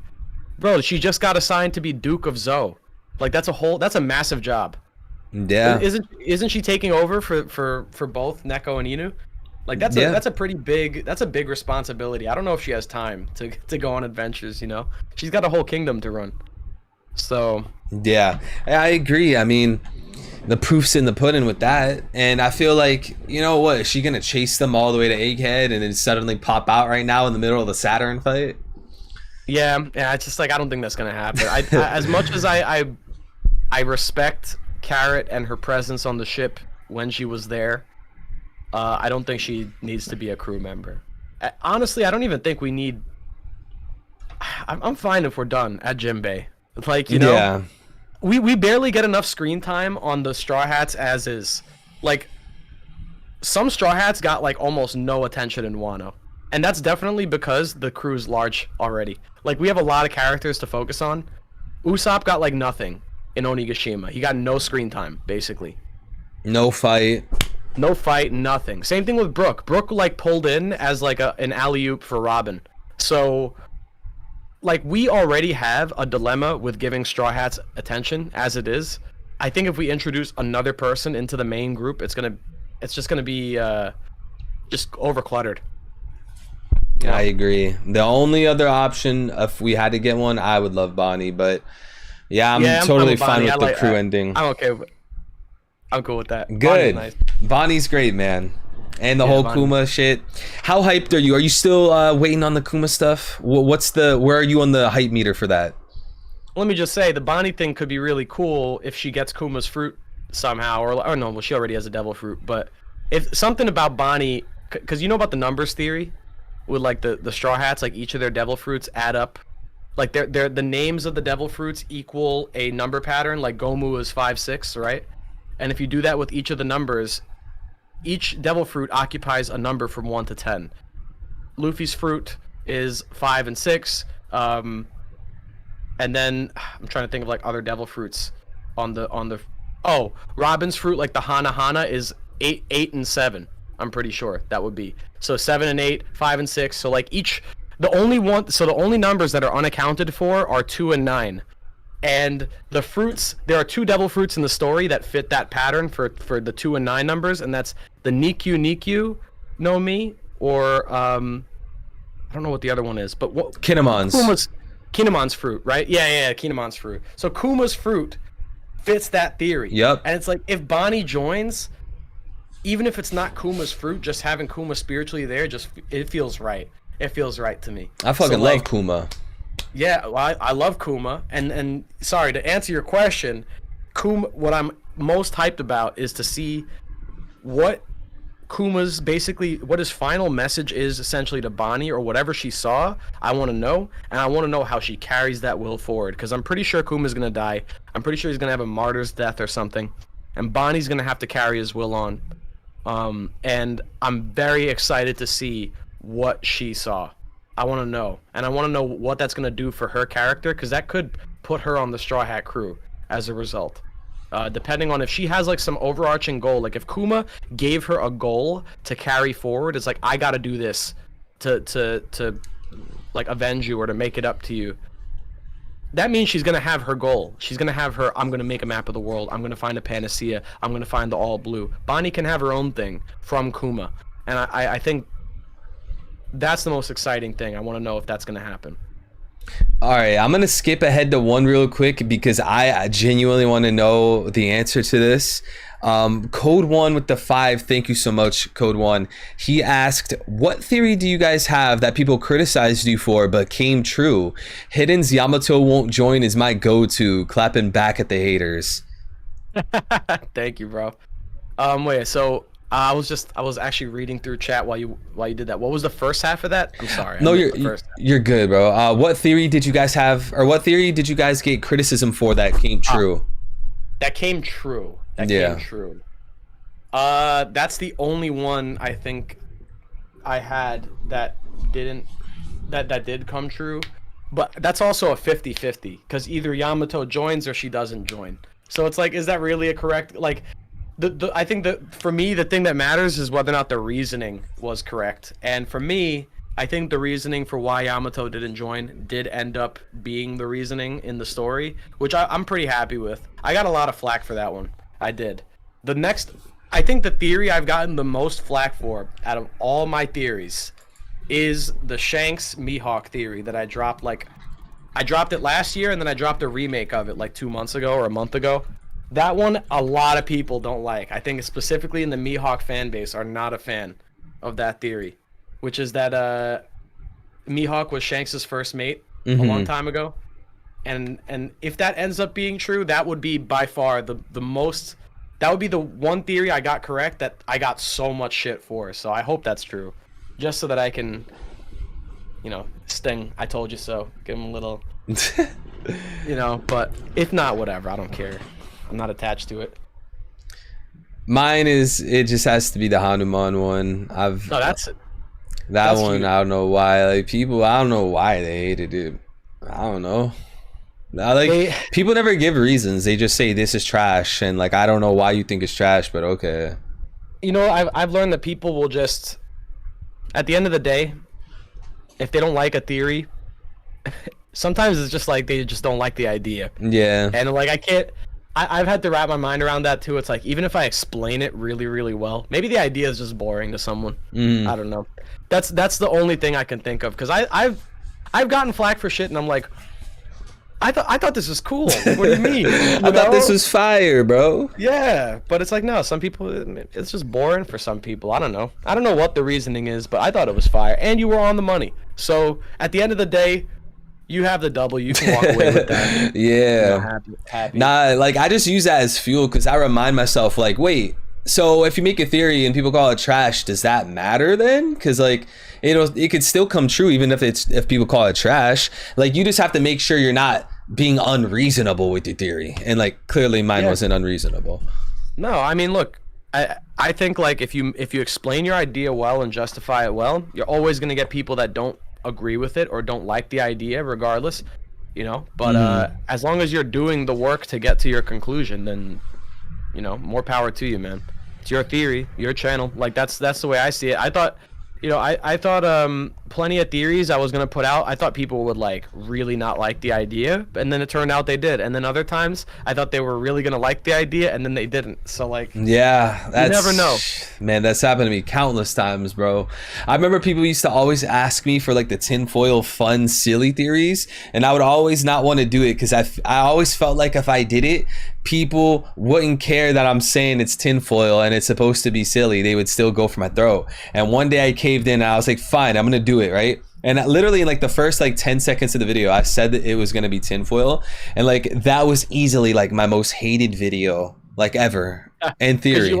You prep their mind to like not buy into the idea by saying it's a tinfoil hat idea. Yeah, but like I felt like if I didn't say that, people would have went even harder because they're gonna be like, wait, he's not saying this is a joke, and like this is kind of wild, like this is ass. It was actually the Roxy Nami theory, bro.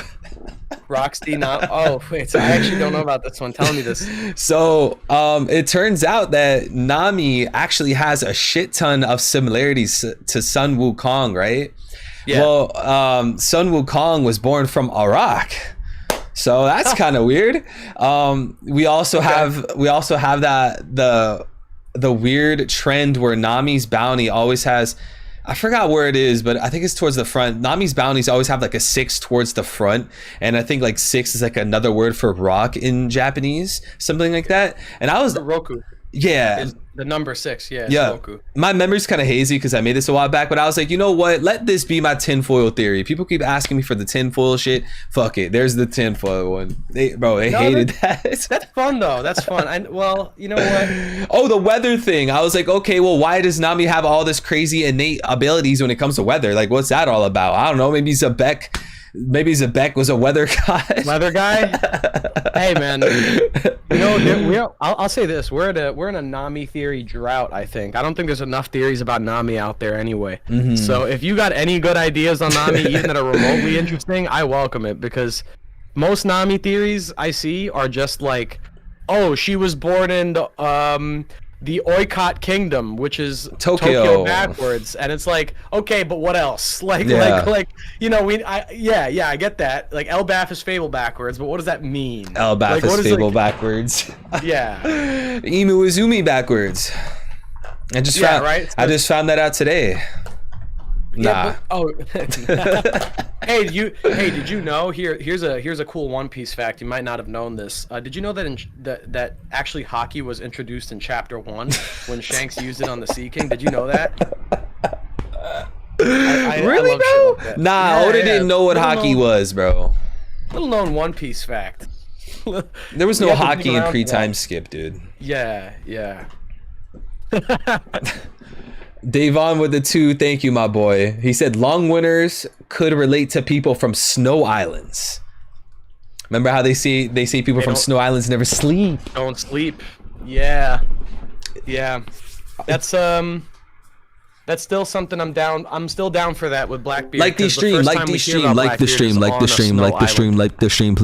stream. We first hear about the Blackbeard pirates is in Drum Kingdom, I'm pretty sure. Yep. So they raided it. Yeah, they raided it. That's the first time we ever hear about Blackbeard, and then in that same arc, we talk about the people on Snow Islands not sleeping. So, yeah, I think there's definitely some connection. You know, who knows, man? We've never even seen what some islands look like. We've only heard about them. I don't know if Blackbeard came from God Valley, but maybe he did or something. I don't know. I don't think so, because he got recruited by Whitebeard way later. But like, it could be like an island like God Valley could be covered in snow. We'd have no idea because we haven't seen it. So, yeah, there's a bunch of like mysterious islands, like maybe Lodestar is a snow island, maybe Blackbeard's from Lodestar. Hell, maybe Nami, maybe Zebek's from Lodestar, and that's where the navigation thing comes from. Because it's the Lodestone Island basically, and that's Nami's family is from Lodestar. And that's why she has inborn sick navigational ability, because Lodestar is like the best island on the Grand Line, because it's the end of the Grand Line. I got you. All the compasses. Yeah. I got you. Hold up. You just threw up an alley-oop. I have to dunk it, bro. I have to dunk it. So you said what? You said Nami has a family on Lodestar. Guess who else is at Lodestar? Scopper. Scopper's gonna be with the family of Nami, waiting for Luffy and Nami to approach and reach Lodestar. Boom, dunked. Oh, imagine they pull up to Lodestar and Scopper's like, "Yo, Nami, what's up? Like, I've been waiting for you, Nami. I've been waiting for you. I've been chilling with your parents all these years, just waiting for you to get here." That'd be wild, Yeah, bro. that'd be, yeah. Well, Do you think Scopper's gonna be doing anything? Is he appearing, bro? I think he could be the man marked by flames still. I think that's still a valid thing. Mm-hmm. I always like the idea of like, I don't know, like, because like the man marked by flames ship is like black, right? So like maybe it's a charged ship because marked by flames. Maybe the ship is burned and that's why it's black. What ships would have been burned? What ships would have a reason to have been burned? I can think of a couple notorious ships like the Oro Jackson for one. Maybe the man marked by flames is Scopper riding around on a burned Oro Jackson. Like it's a scorched Oro Jackson. They try to burn it down, didn't work, They tried to try to burn. Yep, and he saved it or something. Maybe using the whirlpool thing, he saved the ship. Another possibility is the reason that he's marked by flames is maybe Scopper had such an attachment to the Oro Jackson, the same way Usopp did with the Going Merry. Maybe Scopper, when they tried to burn the ship, he went on the ship and put out the fire, but in the process got burned. And that's why he has the flame marks, and that's also why he's unrecognizable to the world government. They don't know who he is. They don't, because Scopper would be high profile, but if he's scarred by fire, maybe they don't know who this guy is anymore. Maybe his identity is not as easy to pick out of a crowd. So Scopper's been low key this whole time as the man marked by flames, riding around on the burned ship with a burned scar, and that's why he has poneglyph info, because he's been to Laugh Tale. So. I feel that. That's where I think Scopper comes in, if I had to guess. That's a good one. That'd be a really lit intro. Imagine we learn that the man with fucking the burn scar is Scopper. That would be a badass introduction. Because remember how lit like Rayleigh's intro was? And he was a Roger Pirate. Yeah. I mean, like the Rayleigh introduction, I think is important here, because we're in the like Sabaody of post time skip with Egghead. So like we're gonna get like a Rayleigh type figure, I think, if Vegapunk doesn't already count as that. Yes, so sir. that would be Scopper. And then we got Cam with the 2. Thank you so much, Cam Cobain. He said Emu reminds me of Aku from Samurai Jack. That's a lit ass cool. comparison, bro. I like that. Yeah. Bro, Samurai get Jack that. was so tight, yo. Yeah, it was. That's when cartoons were good. Bro. Nah, I know people hate when people say that shit, because they're still good cartoons now, but I'm just nostalgia baiting. That's so fire, though. Year of the Rabbit. Samurai Jack was fire. It was sick. I didn't see they started it again. I didn't see what they put out since they restarted it. They put out the final season or whatever. I never watched that. Bro, they probably Flames. They probably butchered it, man. I'm scared. Anything that's getting remade, I'm scared for it. Well, it wasn't a remake. It was that the original Samurai Jack never finished. Like it never had an ending, and I'm pretty sure it got canceled. So they ended up restarting it, as in like continuing from where it left off and finishing the story. Oh, what? Yeah, that's what I heard. I heard that the Samurai Jack actually got an ending finally. I'm pretty sure. Okay. So, I don't know though. I haven't seen it. All right. We're going on 3 hours. Are you good to keep going, yo? So I was actually gonna say I have to go do some boxing at the gym today, and that's gonna be coming up like in about an hour from now. So I kind of want to like get ready and go, but I'm able to stick around for like another 20 minutes if that's cool with you. Yeah, bro, totally cool. It's totally fine, man. And I'm gonna probably keep going until I get through the super chats, but no, Sure. that works out perfect. All right, so then Mr. Bushido then also super chatted $2. Thank you. He said, check my shadow government theory on Discord. Now, I don't know how long that theory is exactly, so I might have to do that on my next stream. I would love to hear that though. Let me see. I might just go. I might pop into that stream if you do go through that, or I might even just look into Discord, because I want to hear more about this shadow government, because I like that idea. Like, let me see. Shadow government theory. Because if it's short, I might be able to.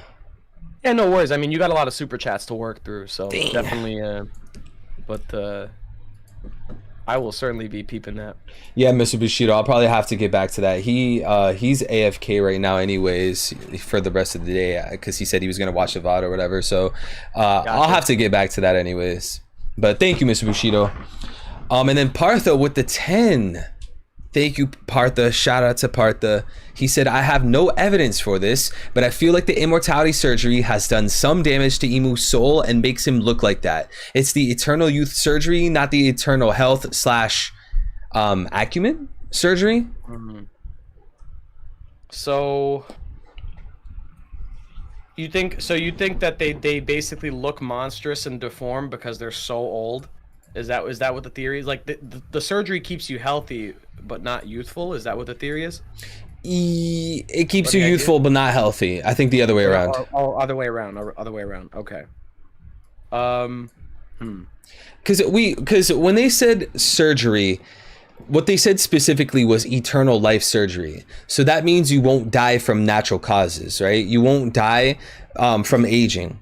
But if something artificial, if something third party, inflicts damage on you or interacts with you, that can kill you. I have to let me pull up battle verses really quick because they're gonna say whether or not sickness, if that would have something to do with the eternal life. Let me check real quick. It's on the fucking battle versus wiki thing. Okay, immortality. Okay, so eternal life. Characters gifted with this type of immortality cannot die from natural causes such as old age or conventional illness, but can be killed by unnatural causes. To clarify, this type of immortality can include both those who do not age at all and those who still grow old but will never die of old age. However, in the case of the latter, it should be made clear that this is not just longevity, as characters with that ability will eventually die of old age, as opposed to eternal life, for which dying of old age is not possible. Yeah, I mean, eternal youth is definitely an important distinction from invincibility or like immortality, right? Because immortality implies you just can't die, like by any means. So you can't, if Emu was immortal, you wouldn't be able to kill Emu. Emu would just live forever. You could chuck Emu into the sun, Emu would still be alive. But like eternal youth is definitely a lot more plausible. I could see Emu being a perfectly normal, harmable person, who can definitely lose to Luffy punching them hard enough. But yeah, I don't think it's like an immortality thing. I definitely think, if anything, it's just eternal youth, which, it has its parallels in the real world, because for many, many years, a lot of people sent explorers to the New World and to the Americas in search of a fountain of youth. There was like the idea that there was a fountain of youth out there that could make you young forever. And that's what a lot of explorers and people went in search of when they went to these ancient kingdoms in the Americas and exploring the New World. There's the prophesized fountain of youth everyone was looking for. I think that's the same thing here, except it's a devil fruit.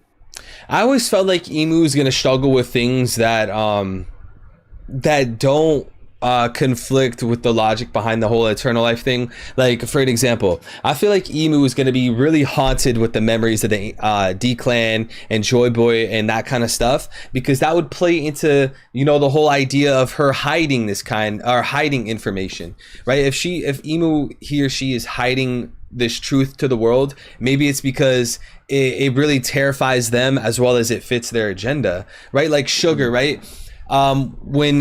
When she touched people, they turned into a toy and everyone forgot them. Emu essentially erased kingdoms like Lulusia and is trying to erase people like the D-Clan.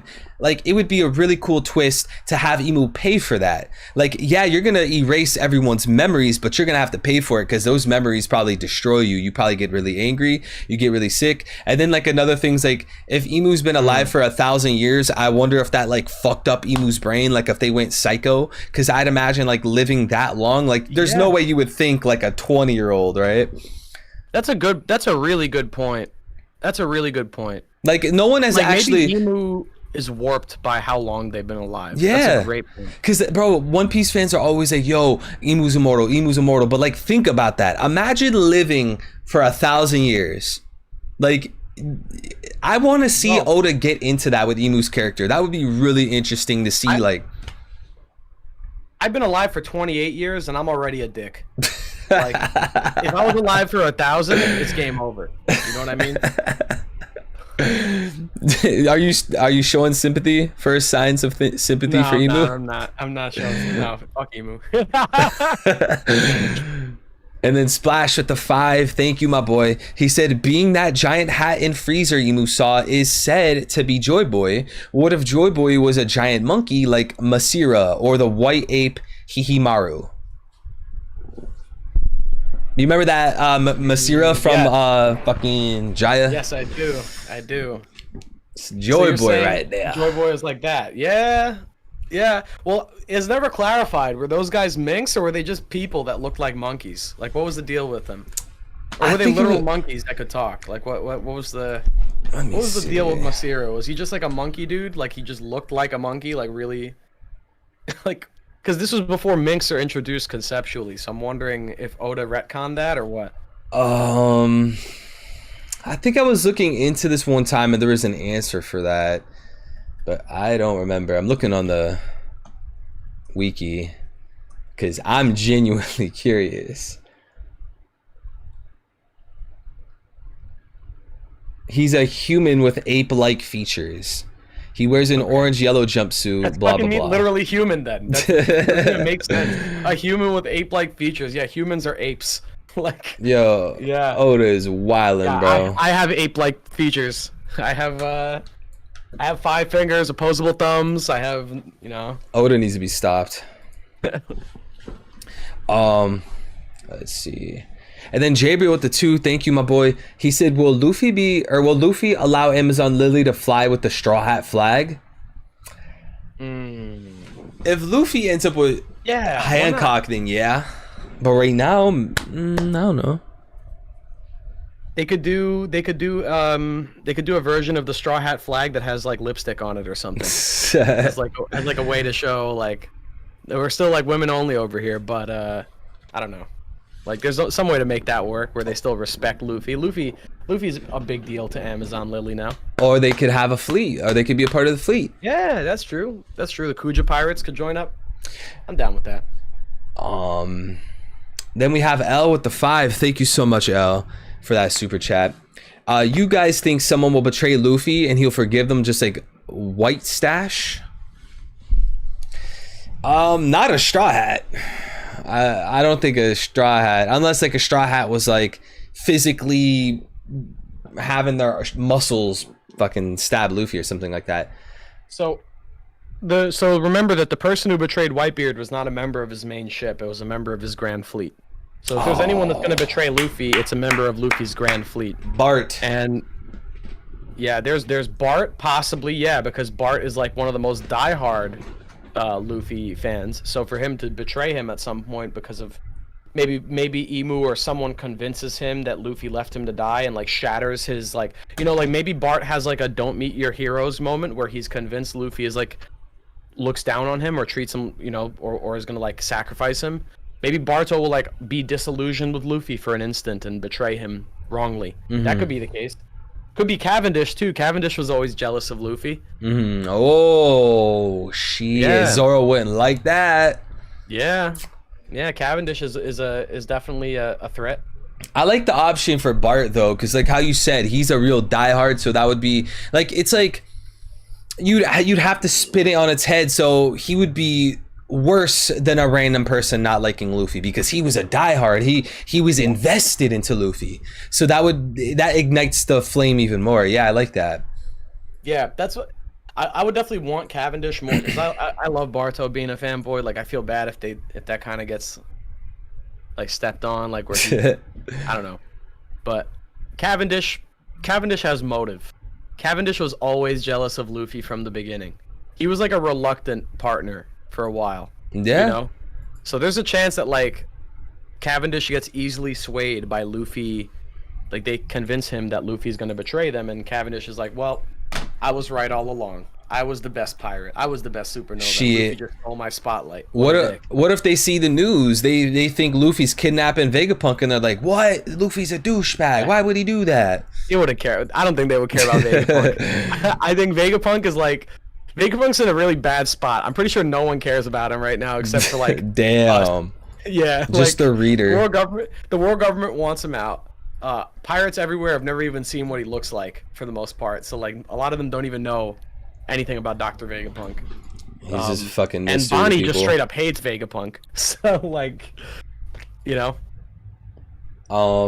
Then we got Justin with the 10. Shout out to Justin. Thank you so much, my boy. He said, you got me plus Luffy. No, you got me plus. No, wait, what? 1. You got me plus Luffy did humiliate her in Whole Cake Island.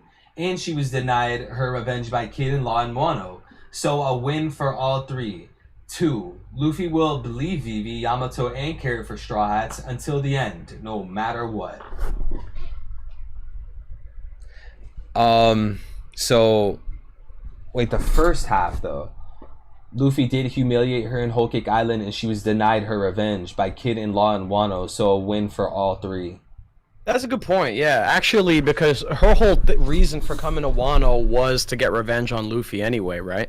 So to get denied that by not even Luffy, because it's funny, right? Because Luffy went to Whole Cake and he didn't even get to fight Big Mom at the end. He fought Katakuri. And then he had to beat Katakuri to get out. And it's like Big Mom pulls up to Wano to fight Luffy. She doesn't get to fight Luffy. She has to fight the 2 guys under Luffy, basically. Like so it's kind of like she got her like just desserts, you know. And I mean, you could even try to say, like, you know, through Luffy's efforts all around the story and even in Wano, it's because of Luffy that Kid and Law were even fighting Big Mom in the first place. So like she, like, in a way, Luffy did cause that, even if he was like what's the word for it, secondhand kind of thing. Yeah. Yeah, Big Mom got cooked, actually. She got cooked really hard. I think about it. Man, I thought Big Mom was going to come out of the ground like Akainu, bro. She just like hand comes up. Just the arm. Yeah, just the arm, and that's what I'm waiting for. I want it to be okay. So here's why I really want the Bakin thing to come true. Imagine this, bro. Okay, now Big Mom, hand up, comes out of the ground. You think it's Big Mom returning, and then she pulls herself up, and it's like a tiny Big Mom, like Bakin. Oh, size. hell no. Now Kaido, now get ready for this. Kaido comes out of the ground, and he's also tiny. And then he transforms into a dragon, and guess what happens? He becomes the tiny version, like Momo's original form. Oh my. He becomes the tiny blue, like Momo version. And That's he's like a insane. tiny dragon. And then Momo, now the full-size dragon, pulls up to Kaido. And you know how Kaido had that moment with Momo where he was like, so you're the son of Kozuki Oden? Like, this is you? Like, this is Momonosuke? What if Momo pulls up to Kaido and sees baby dragon Kaido and is like, as the big dragon, and is like, so you're Kaido? Let's It's like, go. So this is what happened to you, Kaido? For shame. Look who's the big dog now. Look who's the big dragon now. And then I could see that being a cover story. Like, just a cover story where you see tiny Kaido dragon and then big dragon Momo looking at him with like a smug look. And that's like the whole cover story. I think that would be like beautiful. Bro, that would be the biggest fucking win for Momo. And I'd be Odin. dying. Odin watching from heaven like, yo, that's my Yep. son right there. Let's Yeah, go. the nod of approval. He's giving him the nod of approval in heaven. What do you all think Looking of down, he's like, Luffy's yeah, role in good job. AKB? Even though Luffy did it. Now, the other half, he said that he believes Vivi, Yamato, and Carrot will join. How do you feel about Vivi reuniting with Luffy? Vivi is a part of the crew. If there's anyone that's going to be the next crew member, and I'm fully on board with this theory, you know, the idea that Vivi never truly left the crew. She's always been a part of the crew. She's just been doing her own thing. And I really like that the adventure started on the Grand Line with Vivi. We started our adventure. The first thing we did in the Grand Line was Vivi's storyline. Now we've gone through the whole Grand Line and we're finishing up the adventure. And now at the tail end, once again, we're wrapping back to Vivi and Alabasta and issues concerning Vivi, Alabasta, and Cobra. So it's like the story has become a mirror image where you started with Vivi and Alabasta, and now we're ending on Vivi and Alabasta. And now we're getting the truth of Vivi and her family and all that stuff. If what just happened makes it so that Vivi can't return home. And if we learned a lesson from Lily, Lily tried to return home to Alabasta and disappeared. What would have happened if Vivi tried to return home from the Reverie? She would have been disappeared just like Lily. So the way I see it is now Vivi doesn't have a home to return to. She can't go back to her kingdom. She's got to go somewhere though. It's going to be with the Straw Hats. I think she's going to cap off the crew as the final member. And then that'll be the way of tying a bow on the Grand Line adventure, having her join, leave, and then rejoin right at the end. It's like the perfect bow on top. And you know what? I want to watch Koza hold it down for Alabasta, because they're not going to have Cobra and Vivi. That's a huge loss for the country. Hopefully Koza can hold it down. He's lit, bro. That just makes me laugh because I'm just thinking about yesterday. Was it yesterday? No, it was 2 days ago. I did a stream. Someone showed me they bought this deck of bootleg One Piece playing cards, like poker cards, and they're like all every card is a bounty poster, and because they're bootleg, it uses like a ton of stolen fan art, and the names are all wrong. Let me send you one of them because you mentioned Koza. Look at this card. He sent me. You can pull this up on stream if you want. Look at that shit. Like it got all the names. Koza. Koza. Instead of Kuzan, it named him Koza. Here's another one. Here's Frank. Oh my god. These are so good. You can feel free to pull Frank. These up. Frank. Here's one you'll enjoy. Oh my god, dude, they're just trolling. They're trolling, yeah. So like they're trolling. Kuzan is Koza. Yeah, Dr. Aegon Shadow. Dr. Aegon Shadow. Yeah, pull it. Why is it blue? Yeah, his tattoo's blue.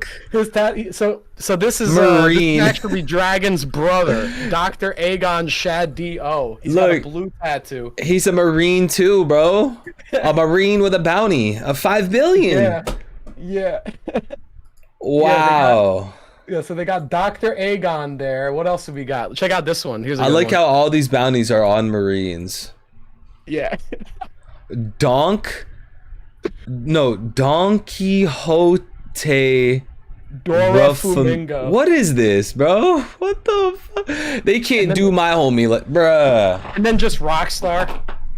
And then there's just Rockstar there. And here I'll cap it off. I'll cap it off with a couple more. Here's Whitebeard. Bro, Whitebeard. And then let me give you the other two admirals that are not Koza. Admiral Koza. Let me see this. Zizik. What? I have no clue what they were trying to write there. I'm assuming Zikisk came from Sakazuki. Like they tried to Koza is kind of like Kuzan, right? So I could see how that happens. And then Zikisk is like kind of like Sakazuki. Like I don't know. I really have to stretch my brain for how they arrived at this. But yeah, Zikisk and Edward Nugent. That picture's so ugly. Why would they do that to Whitebeard? Yeah, bro. That's not Whitebeard. I was showing this last video. I was saying with the admirals, like the Akainu and Aokiji and the Kizaru ones, it's almost like One Piece bounty posters designed by an AI. You know how like the AI doesn't quite get shit right nowadays, like when you can tell an image was AI generated. I almost feel like, I know it's not, but I feel like these are like AI generated bounty posters. Like it understands One Piece enough to like put the information like Edward on there, but then it says Nugent. Like it just completely like bro, I love how the one they actually managed to get right is fucking Rockstar. Yeah, that's Rockstar the one they correct. managed to get right. Nothing wrong with Rockstar. Here's one for Chopper where they so like this is what I'm trying to wrap my brain around, bro. Chopper, they when they made this card, they knew they had enough information to say that Chopper should have a double-digit bounty, a really small bounty.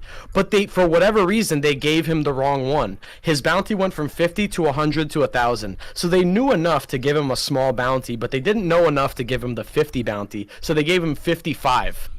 So I don't like it's so weird. I had a lot of theories for this deck.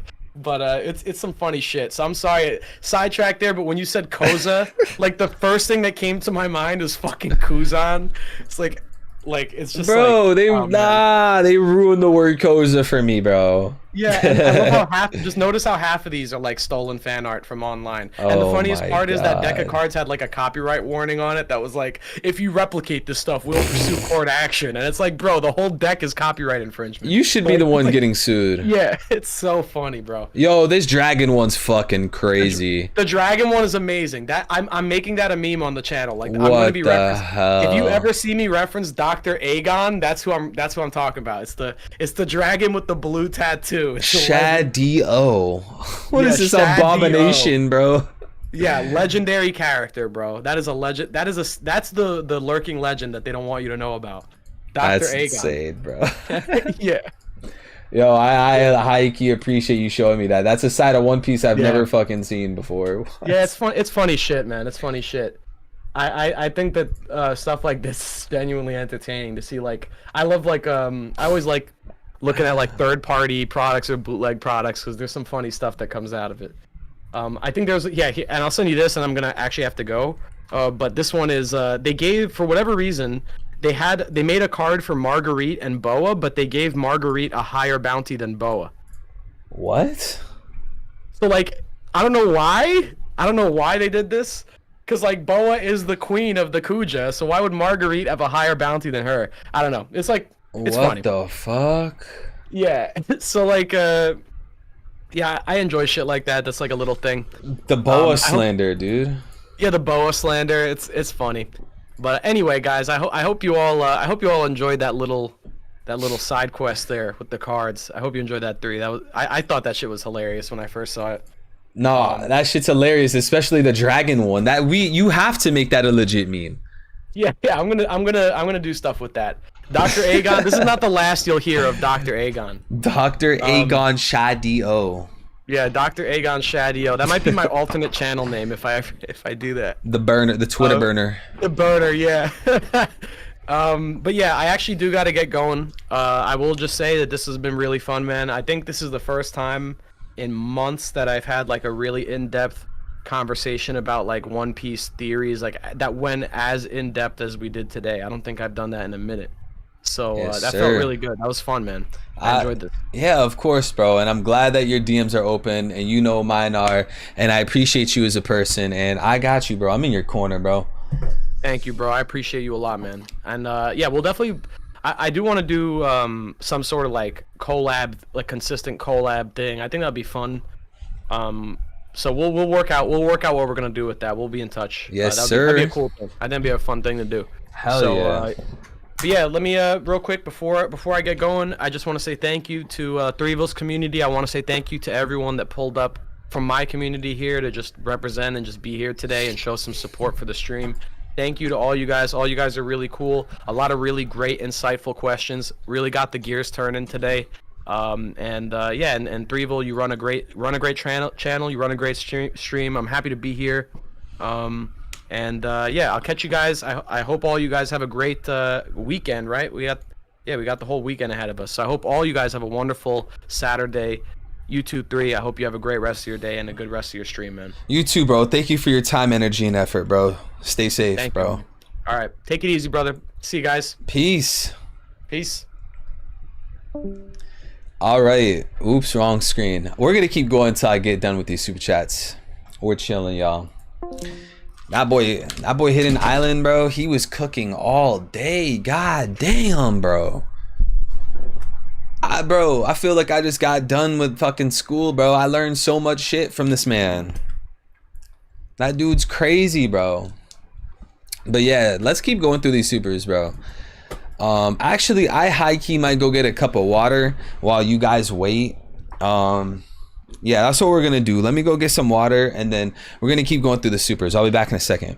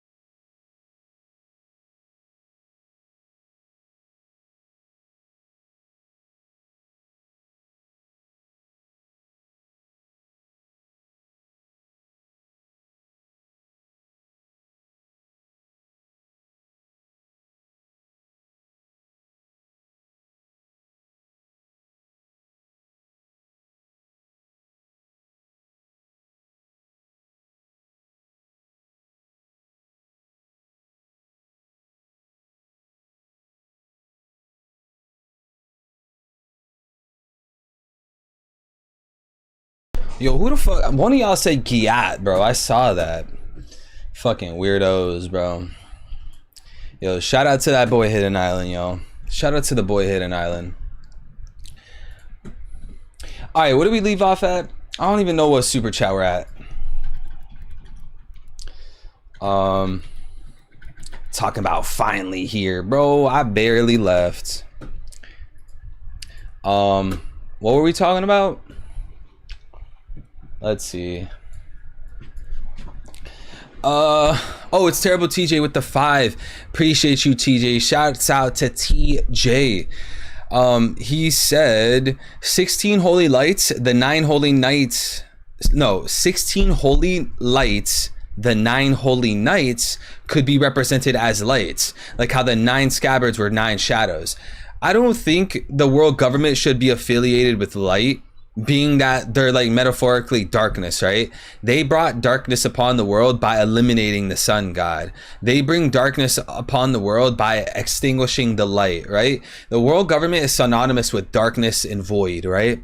So that's why I don't think they would be represented as 9 lights. They could just be represented as 9 shadows. Like just recycle something we already know, because as you said, the scabbards were considered the 9 shadows. So why not just reuse that and use it for the Holy Knights, right?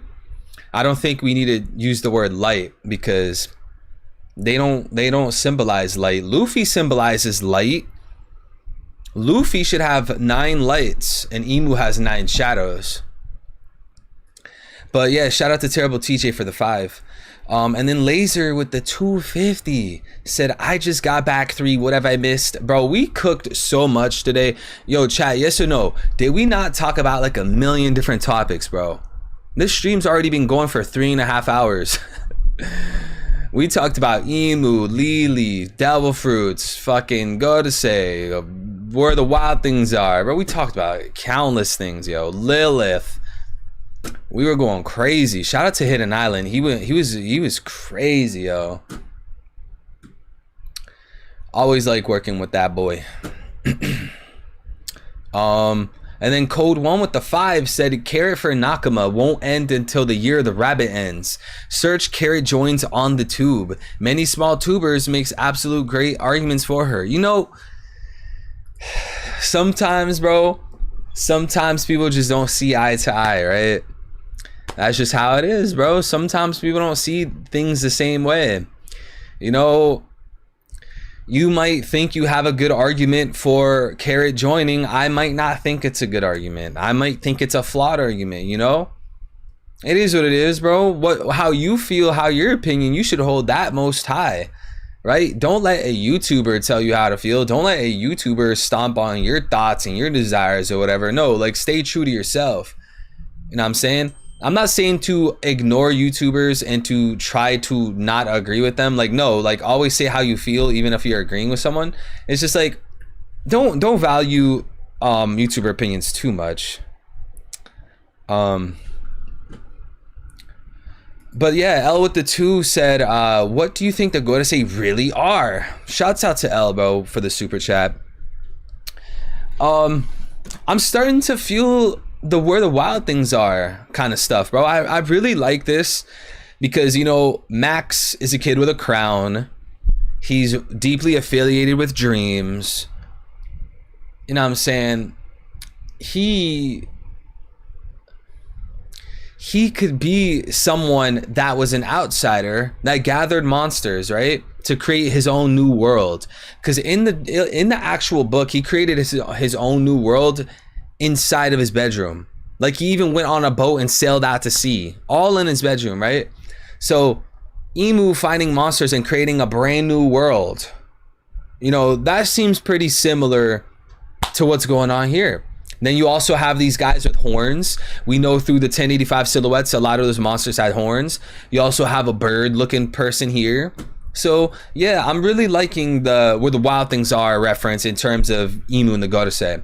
I also still like the 5 mythical beasts of China: the Azure Dragon, Black Tortoise, White Tiger, Vermilion Bird, and Yellow Dragon. I still like that for the Godase, and I think that can work. But then on top of that, we also have things like the Jailer guards, the Jailer beast from Impel Down. I also feel like those guys might foreshadow to Gorosei. Cause look at this guy from the Jailer beast. He's a rhino. He had the same look. He has the same ears as the silhouette on the far right in 1085. I'll show you right now. This guy's similar. This guy's already a bull, right? Saturn in the 1085 silhouette had horns, and we know Saturn also has a cane. While this guy, look, he has a kanabo. So yeah, let me pull up 1085 real quick. Imu could have called upon the powers of the underworld.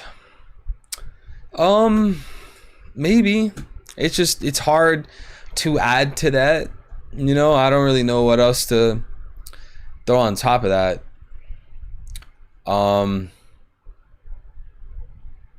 Here, let's just look at this page. So you guys can see here on the far right, there's some kind of animal with like a distinct full looking ear. You see that? It has like a distinct ear. You see that? And then like a big trunk, like a big tusk on the right side of the page. That looks very similar to the rhino right here. Look at the rhino's ear, right? The ear is the same vibes. It's just a different angle, because you could tell this is a lower angle right here.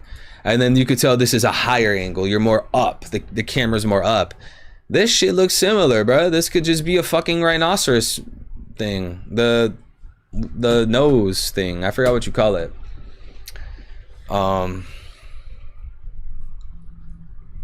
Where were we at?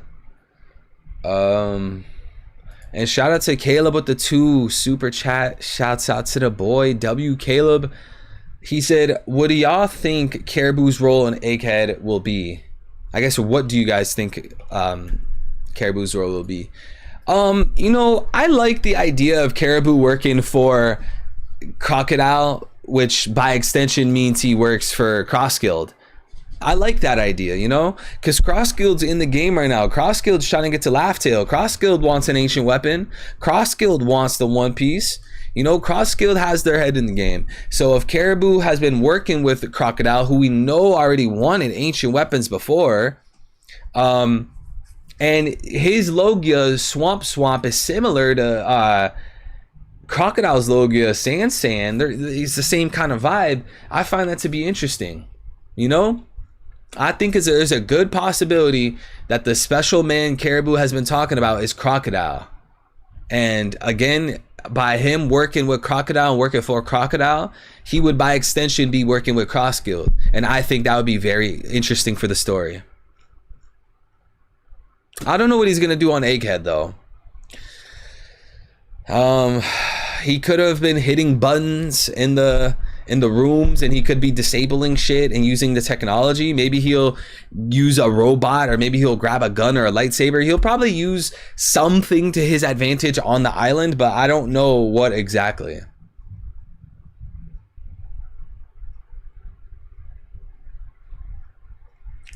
And then the last super chat today, guys, is from Sneeko. Shouts out to Sneeko with the 2. Appreciate that. He said, Yokai Umibozu, search it up. Okay. Umibozu is a sea priest. I have a video on this. This is a sea beast known to kidnap sailors and, you know, pull the ships down to the bottom of the ocean. This Umibozu looks very similar to the monster of the Florian Triangle. And, you know, it also looks similar to Emu. Any kind of picture online with Umibozus, as you can see, they all look like Emu, because Emu's a big, tall, black silhouette, kind of humanoid shape. Because we saw that Emu has hands and fingers, right? There's a possibility that Emu is in Umibozu, or maybe even Emu has an Umibozu fruit, bro. If Kaido can have a fish model dragon, motherfucking, why can't Emu have a Hito no Mi model Umibozu or some shit like that? Or Umi water. Umi no Mi Maro Umi Bozu. Some kind of mixture. Maybe it would be the Hito one because an Umi Bozu is like a sea priest. It's like a sea ghost. It's that kind of vibe. So maybe it would be a Zoan. But yeah, bro, the Umi Bozu stuff's interesting. And I definitely think it'll play into Emu's character. I don't know to what degree exactly. What does LFG That's hard to tell. I don't know. But yeah, it will play into it. Shout out to Sneeko for another 2 super chats. He said, what does LFG mean? LFG means let's fucking go. Let's fucking go. Yeah. Sneeko with another super said, oh my god, Wani. Is that the rap thing, the tag, the beat tag, the producer tag? All right. Oh my god, Winnie.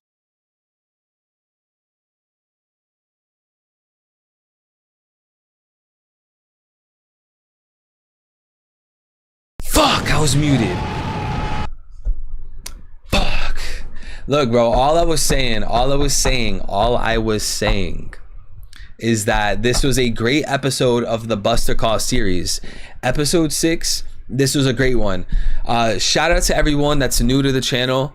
Make sure you guys hit the sub button, drop a like on the stream too, hit the notification bell, do all that YouTuber shit for me.